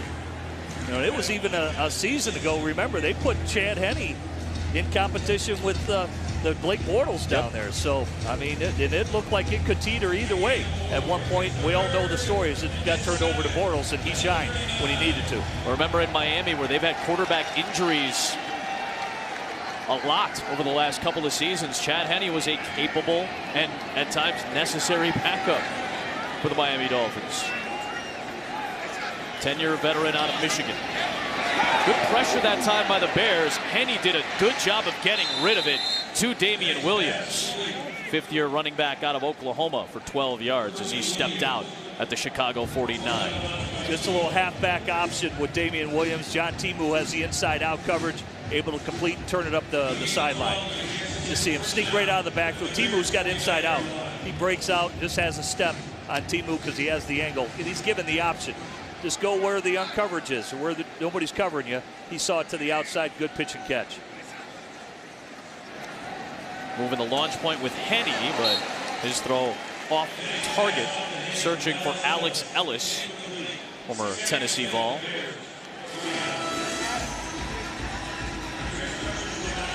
Again, this half remaining 17 minutes plus what we're going to see next week on Thursday. A real opportunity for the second string guys, the third string guys, and the fringe guys who want to make a roster. That's who you're going to see these next 77 minutes of football. Well, I see Michael Joseph out there, number 21. He did some good and bad last week in Denver. Did have 6 tackles, but did give up a long play as well. Mincy had the coverage, that pass a little tall for Thomas. You know, a lot was made in the last few hours about Matt Nagy's decision to not play his starters. Listen, if you disagree with the decision, I'm not going to convince you otherwise. It's not what we're trying to do. But there's a lot of arguments for the decision that he made. And let's also remember, we're just used to the second to last preseason game being a dress rehearsal of sorts. But this is a much more common practice more and more in the preseason for teams. Well, when you think about it, you break it down. Offensively, Allen Robinson's coming back from an ACL. Taylor Gabriel's coming back from a foot injury. Kyle Long's recovering from 3 surgeries. So that's just on offense. Defensively, your top 2 pass rushers are hurt. When you look at Aaron Lynch, and then what just recently happened with Leonard Floyd. At times, Prince Amukamara's been banged up in camp, and your first-round draft pick linebacker is dealing with an issue as well with a tight hamstring. I think it's precautionary. I think it's let's get to the regular season healthy. And as you mentioned, they've had a lot more practices than other teams, coming off a good week in practice that finished up in Vernon Hills, and he liked the work the players put in this week. So not everybody's going to agree with it, but there are other teams around the league that have that approach as well.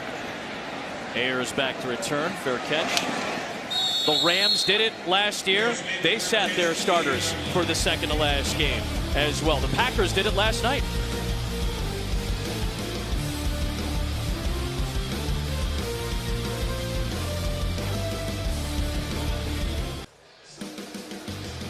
Gorgeous day in Chicago.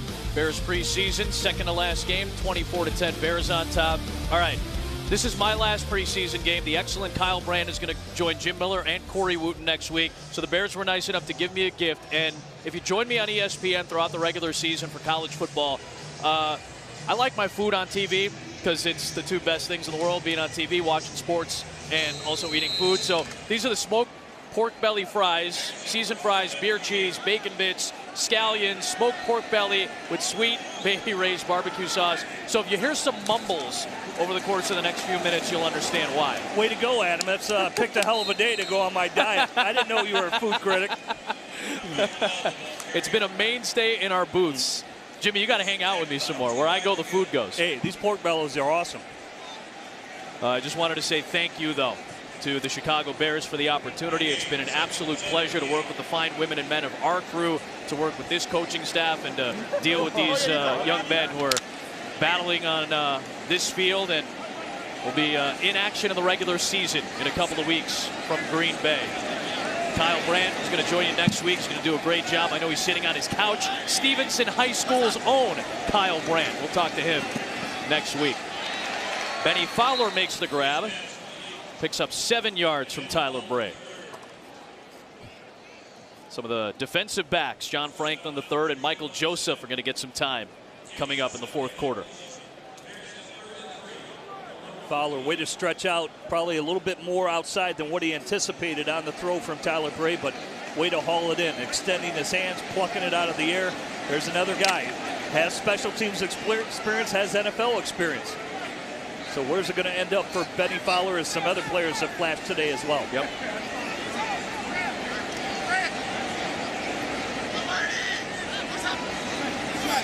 Third and 3. Colin Thompson juggled it, corralled it. But Smith was there to make the stop. Fourth down coming up.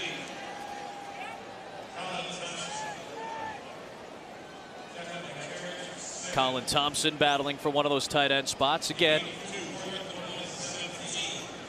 Unknown what the severity of Adam Shaheen's injury is, but could end up seeing 2 of the 3, or maybe all 3 of the tight ends that are participating today in action at some point in the season. Hey, and Colin Thompson, he does have practice squad eligibility, so he impressed out in Denver. Fourth down coming up, fourth quarter coming up. The Chicago Bears with a 24-10 lead on the Chiefs.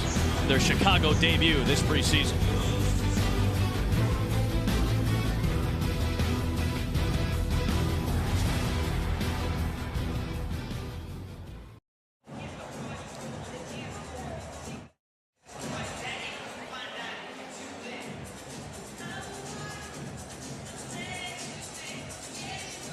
Ryan Winslow, backup punter, will step out to start the fourth quarter on fourth down. Rookie out of Pitt. During that timeout, you want to always show opposite of where you're going.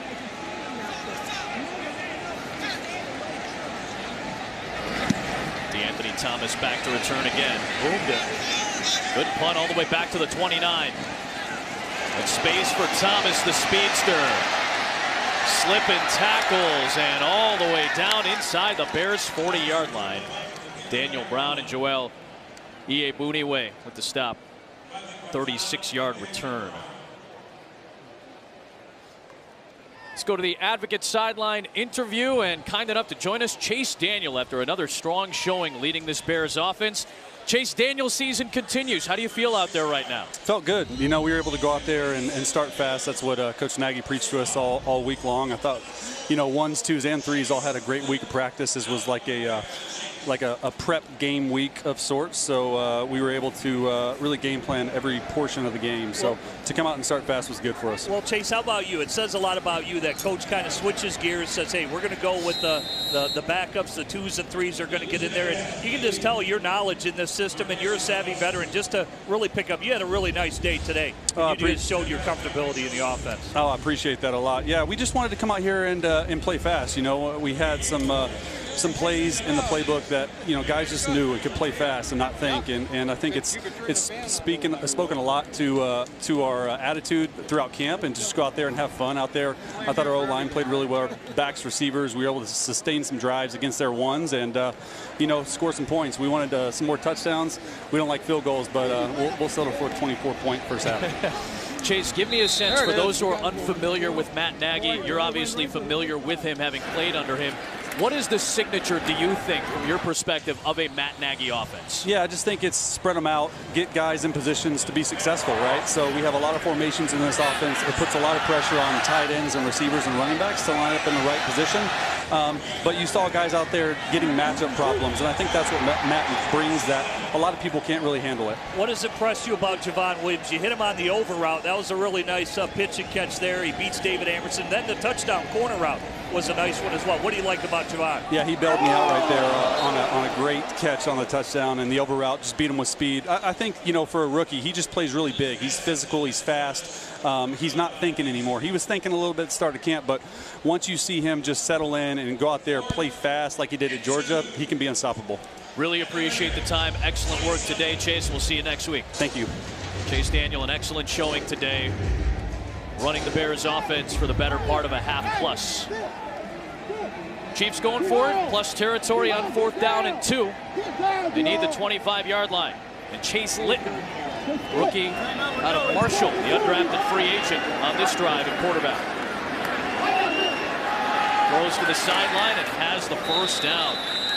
Able to find Darrell Williams. Rookie out of LSU moves the chains. Litton has a strong arm. Probably not as mobile as the other quarterbacks in this offense, but more than accurate in the pocket with what he displayed at Marshall. Some of the threes are in there right now for the Bears defense. Williams inside the 20. Nick Williams is still out there. John Jenkins is out there right now up front for Chicago. Joel Iyiegbuniwe, John Timu. These are the guys that are battling in their respective levels of the defense for spots. Yeah, you can see some of those guys have logged a lot of snaps. They're sucking wind. Part of it is getting in game shape. And between last week versus Denver and then this week versus Kansas City, players are logging upwards of close to 50 to 60 plays, which is more game-like. But you can tell they're starting to get fatigued.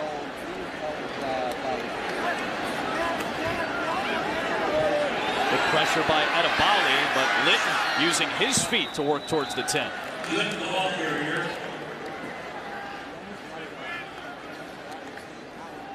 Well, be sure to download the Chicago Bears official app, brought to you by Verizon. For Bears content all year round, you can find news, behind-the-scenes features, press conferences, game previews, and much more, all delivered straight to your mobile device. There's Harry Hiestand, outstanding Notre Dame offensive line coach, now in his second stint with the Bears, coaching up the second and third unit guys that are going to be ready to take the field on the next possession.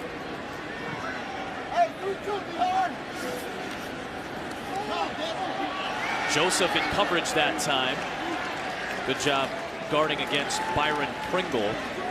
When you get Quentin Nelson and Mike McGlinchey, 2 top 10 picks, drafted as offensive linemen into the NFL, I think you're doing something right. That's the pedigree that Harry Hiestand brings back to Chicago. Yeah, and that Notre Dame, they could rush the football a season ago. Ronnie Stanley, there's a first rounder for the Baltimore Ravens. He played straight as a rookie. Zach Martin is outstanding for Dallas, but Hiestand is well and highly regarded with what he can do in offensive line development.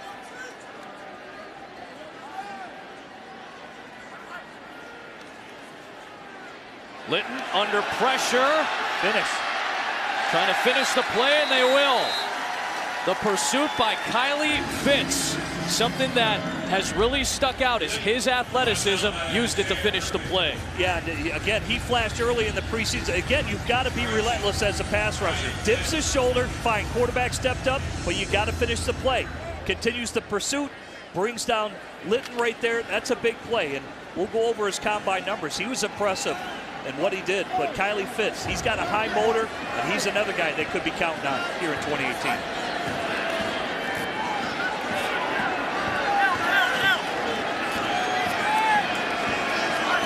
Third and 10.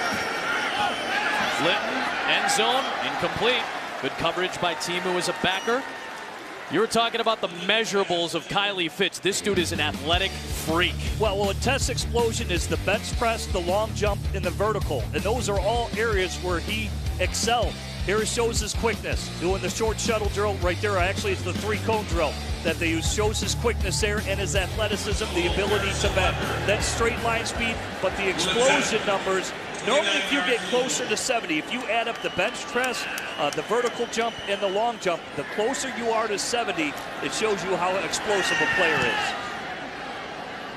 Bears force another field goal. Butker connects from 29. Kylie Fitz dealt with injury the last couple of years. If he's healthy, he's scary.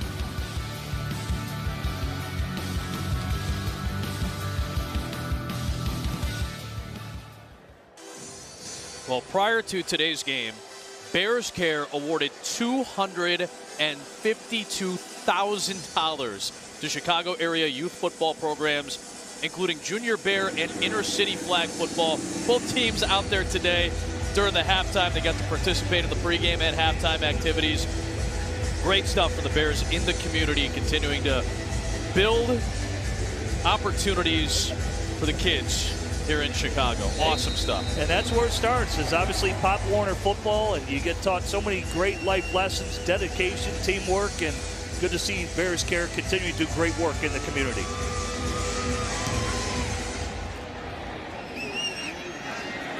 Mizell on the return. And hit shy of the 20. We'll talk a little bit more about these number 3 guys that you're going to see over the course of these final 10.5 minutes here in Chicago.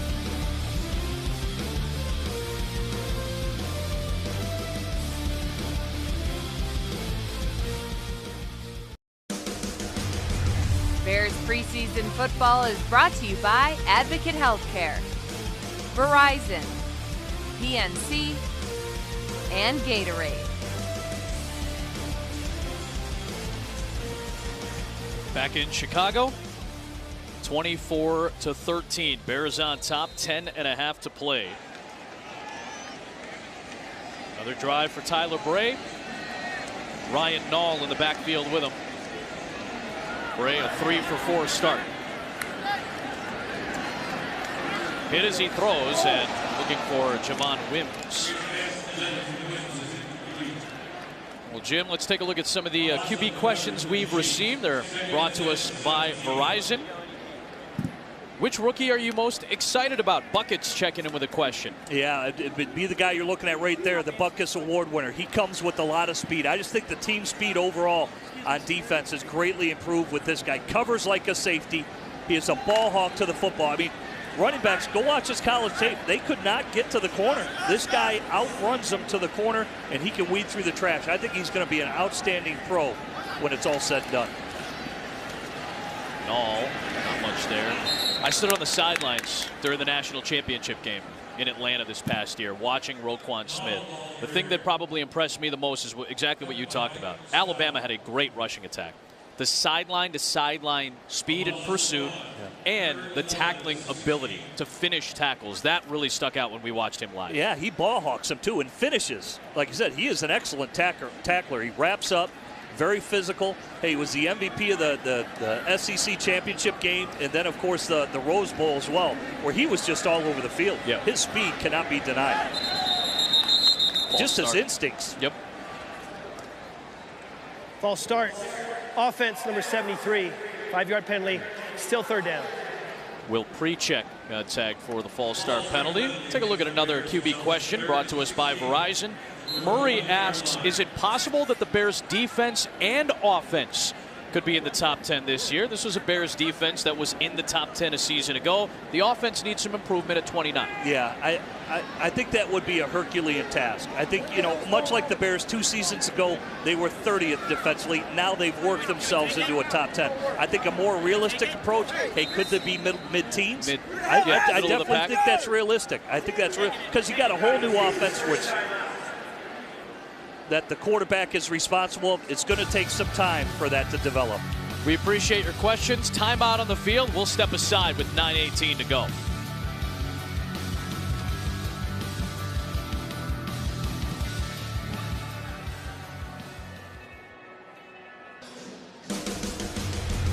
Bears preseason football is brought to you by Advocate Healthcare, the official healthcare provider of the Chicago Bears. You guys are taking my ride home. What's wrong with you? Come on. The 2-mile trip coming up. I was gonna steal one of those ponies. A little pregame fun for the kiddies. Hey, awesome today. All these things that got going on outside, then a preseason game broke out. And Javon Wims with another explosive play today. 45 more yards for Javon Wims. Nice job by him. Just beats the defender off the line of scrimmage. Now it's a foot race. That's what people question about him, is top-end speed. Can he separate? And I think right there he did. Obviously, Dorliant is the defender on that for the Kansas City Chiefs, but separation, the size, what a day that Javon Wims is having here for the Chicago Bears. All the way down to the 45 of Kansas City. Here's Niall Davis, the former Chief. About 1.5 yards. Now you're going to see Malachi Jones, Garrett Johnson come on the field. That might be it for Javon Wims. He's done a whole lot of work today. I would think so. You heard how glowingly Chase Daniel spoke of his game today. 4 receptions, 114 yards, a touchdown. He's a big target. 2 catches of 30 yards or more. So obviously the drives have been tremendous. But again, I think he displayed the big target he can be. And again, he impressed me there with the separation. I think a lot of people question whether he could do that at the next level.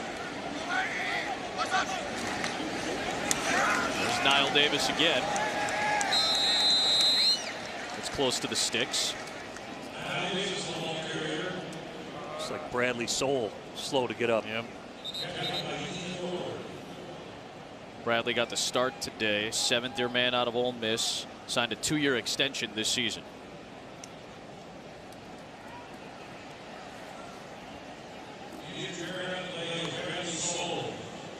Harry He stand over to talk with Matt Nagy about the adjustments now if Bradley can't keep going. We'll remind you that you can watch Bears Game Night live, brought to you by IGS Energy, every Sunday night during the regular season. Of course, you got the special season preview edition on Sunday, September the 2nd, but Sundays at 10:35 following the final word on Fox 32 Chicago. We'll step aside as the team tends to Bradley Soul.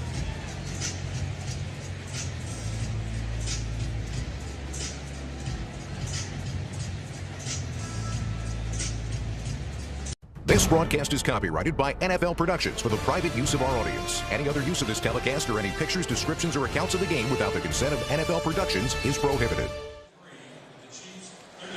Back in Chicago, Bradley Soul exits the field. 79 is Soul. See him go to the ground, get rolled up on. Yeah, you never like to see that from behind on an offensive lineman. It's 3rd down and 3. Garrett Johnson in motion. Flip it out to Mike Burton, the fullback. He's got the 1st down. Anthony Sherman is the Kansas City fullback. He played 181 snaps last year for Matt Nagy and Andy Reid in their offense. Yeah, he's got soft hands. Comes over from the Detroit Lions. And maybe call me a dinosaur. There's a position for a fullback. I agree. You need him. You look at the lead play that allowed Benny Cunningham to catch it. He caught a touchdown earlier in the preseason. So there is a place, and obviously there's a place in Matt Nagy's offense because they've been highly utilized over the years, and he's got a ton of experience. Over 47 games as a pro for Michael Burton. Ryan Nall on the carry. Ryan Nall, the ball carrier. D. Leonard, run him down. Here comes Burton again on the field again. 2nd and 8. The Chiefs, 26.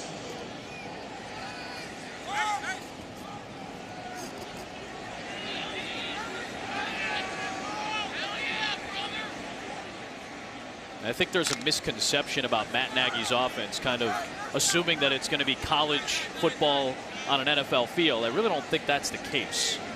No, there's concepts, but that's not the identity of the offense. Absolutely. Well, it's still true West Coast. I mean, there's a progression reading system and the protections. Nice run here by Nall. Nall all the way inside the 10. He's battling for a roster spot, and he sets up 1st and goal with a 19-yard gain. And again, Burton leading the way as a fullback. But as you mentioned, see Burton right there?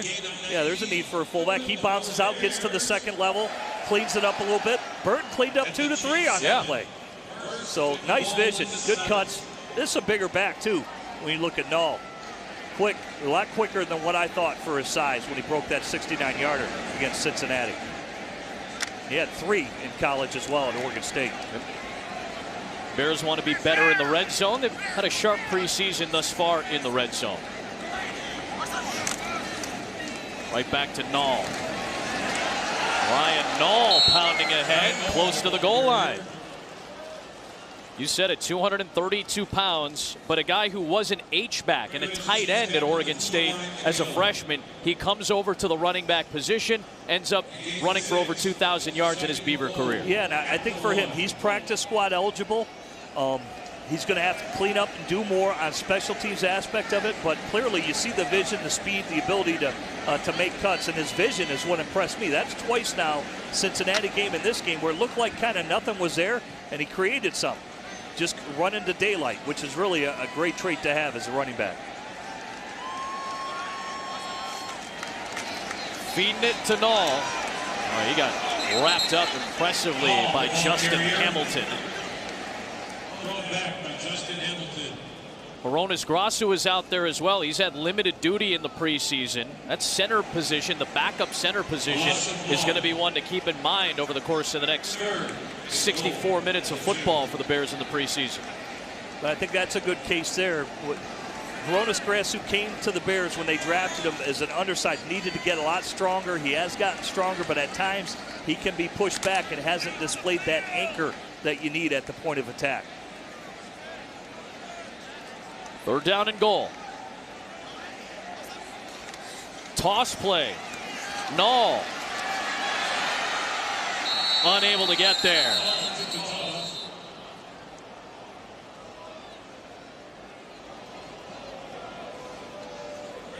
Looks like the field goal unit is coming out. Cody Parkey is going to get a shot, essentially a chip shot, shorter than a extra point. Try to rack up 3 points. This would make it a 14-point lead, 2-touchdown game. This would be the safe play to make in a regular season scenario with this amount of time left. Parkey, as he's been all preseason, very solid from close range. Well, I thought you had really presented an interesting question about Matt Nagy and just how this offense is kind of growing. Andy Reid really went in that direction with Alex Smith a year ago, and then for Coach Nagy to reach out to Mark Helfrich, who's never had NFL experience, kind of dive into some of the principles of that Oregon offense and really expand on it.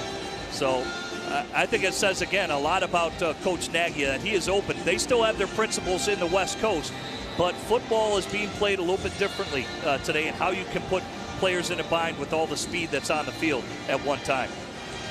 Scoring drive summary brought to us by Ford. How about that? 7.5 minutes, a half a quarter taken off the clock on that 12-play drive by the Bears offense. And it's been much cleaner, both in Denver and today against Kansas City. That's exactly what Coach Nagy wanted to see. Wims, one of the offensive breakout stars today, the second to last preseason games.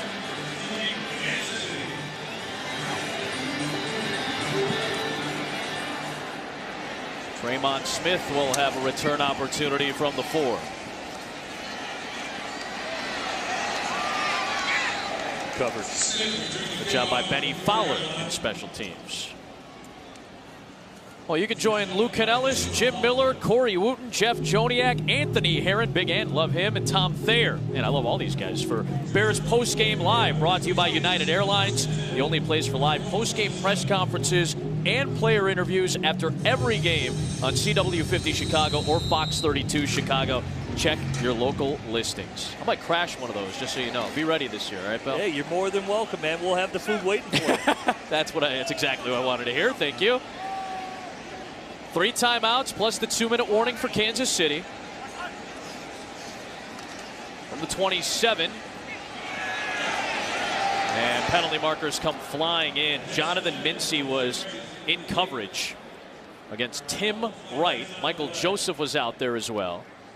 Yeah, Joseph may have got an arm bar on him, not allowed him to reach up for the football. Pass interference. Defense, number 21. Ball we placed at the spot of the foul. First down. The Cliff Harris Award winner, which goes to the Small College Defensive Player of the Year. That's either a Division II, Division III, or NAIA player. Rookie out of D3 Dubuque, trying to make the roster. Unbelievable. If you go look at his college numbers, 166 tackles, 15 interceptions. He's all over the field now. And it doesn't matter what level you're at. If you're good, they will find you. And he's getting his opportunity here to show it for the Chicago Bears. By way of Oswego High School in suburban Chicago. Chase Litton with a floater ends up being caught. Marcus Kemp gets past Franklin and has the touchdown. 55 yards, and Kansas City still in it. Try and see who was in trail coverage there. Accurate throw by Linton. See Timu with the underneath coverage. I think that was Doran Grant diving for the football just late. A real accurate throw by Linton. But again, the finish. Got to make the tackle once he turns up the field. See him leaving his feet. That was Mincy. Mincy, I'm sorry. 25. I know that's something that Vic Fangio has looked at this preseason and is going to be working on in the coming weeks before Green Bay. Tackle finishing. Well, it's just hard because you're not in pads as much as what you used to be, and it's hard to do live situations. Right. You see kind of an erosion of the, at least for me, I do. You see the erosion of some of the techniques you need that you can develop and acquire in these preseason games that more and more teams just want to get to the regular season healthy, and normally it takes 4 or 5 weeks for tackling and breaking down and all those things to really get solid. Vic Fangio is the mainstay. You got a new special teams coach in Chris Tabor. You got a new head coach, obviously, in Matt Nagy. You got a new offensive coordinator in Mark Helfrich. But Vic Fangio, who did interview for the head coaching job, was kept on staff, and I think that's helped the progress of the 3-4 defense.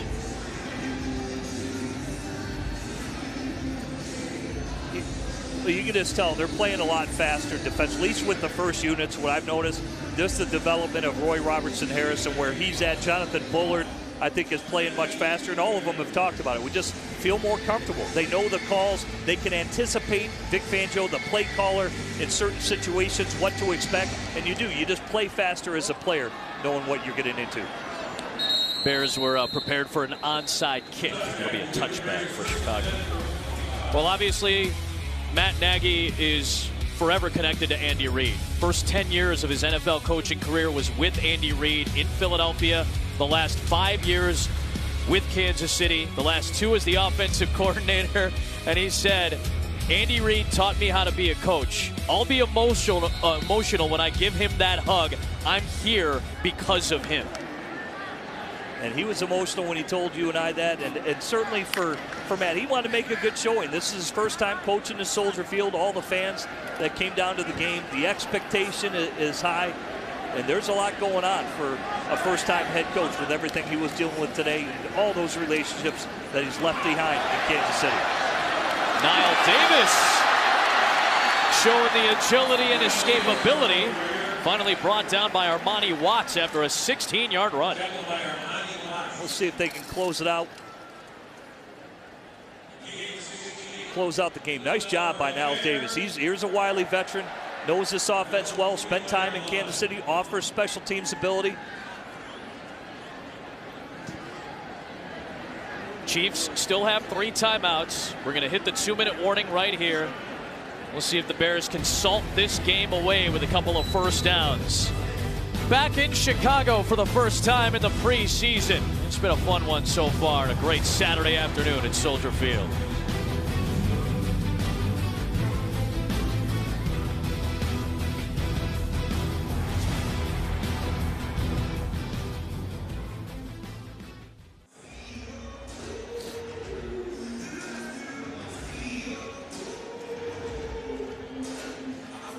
Tying their preseason high with 27 points today. The Bears, a 7-point lead at the 2-minute warning. And I think a pretty easy one for our Miller Lite hero of the game, Javon Wims, with another strong performance. Yeah, you see there 4 receptions, 114 yards, long of 54.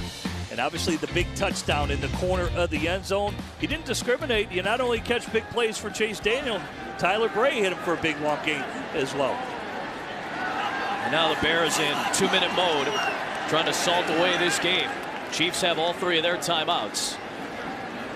Niall Davis brought down for a loss, and Andy Reid will use a timeout. Wims impressed against Baltimore. He's done it again against Kansas City. Here you see the big highlights. The over route from Chase Daniel, hits him in stride, turns it up the corner, using his big body and shows his speed more than once today. He could climb the ladder. That's a tough acrobatic catch on the corner route. And then you see the throw by Tyler Bray down the sideline. Breaks tackles, uses physicality, gets down, doesn't take a big hit. What a day for Javon Wims. I know a lot of people are going, how did this guy drop all the way to the 7th round? Well, there isn't a whole lot of pedigree there because played 1 year of high school, bounced around in junior college and D3. Really, these last 2 years are the first time people got a real good look at Javon Wims. And some guys are just late bloomers that way. People said the same thing about Carson Wentz. He wasn't big enough coming out of high school and ends up at North Dakota State. So some guys are just late bloomers. How about Tyler Bray throwing a shoulder into a defender to help Niall Davis pick up 14? He took out a pretty good safety in Jordan Stearns. And we quarterbacks like to show that on tape. Make sure the coach just a soft shoulder. I'm not play it over, coach. Just show. Hey, look at me. Look at me. I'll get in the way of somebody. Jordan Stearns, a pretty good guy out of Oklahoma State. First year pro. I saw a lot of him in college. He was a hard hitter in the Big 12. So Tyler Bray going out of his way to fling a shoulder in there. I hope that's the first one they show on tape. When you go in, on Monday morning when you go into the film session. He wanted to make sure he didn't have a grass stain. Those are the type of games you want, where you just don't have a grass stain on the white pants. Chiefs do have 2 timeouts here, but it doesn't look like Andy Reid's going to call either one of them. Obviously, that'd be a different scenario in a 7-point game of the regular season. But Matt Nagy and Andy Reid, those 2 guys have a great bond and a great connection, and I'm sure you'll hear that throughout the regular season when you hear Matt Nagy's story from the various announcers and broadcasts. But it is a fun story. It was fun to hear about it firsthand from Matt. He learned from one of the best. Andy Reid is one of the all-time greats when it would all be said and done. A couple of handshakes. They'll give each other one more big hug, I would think.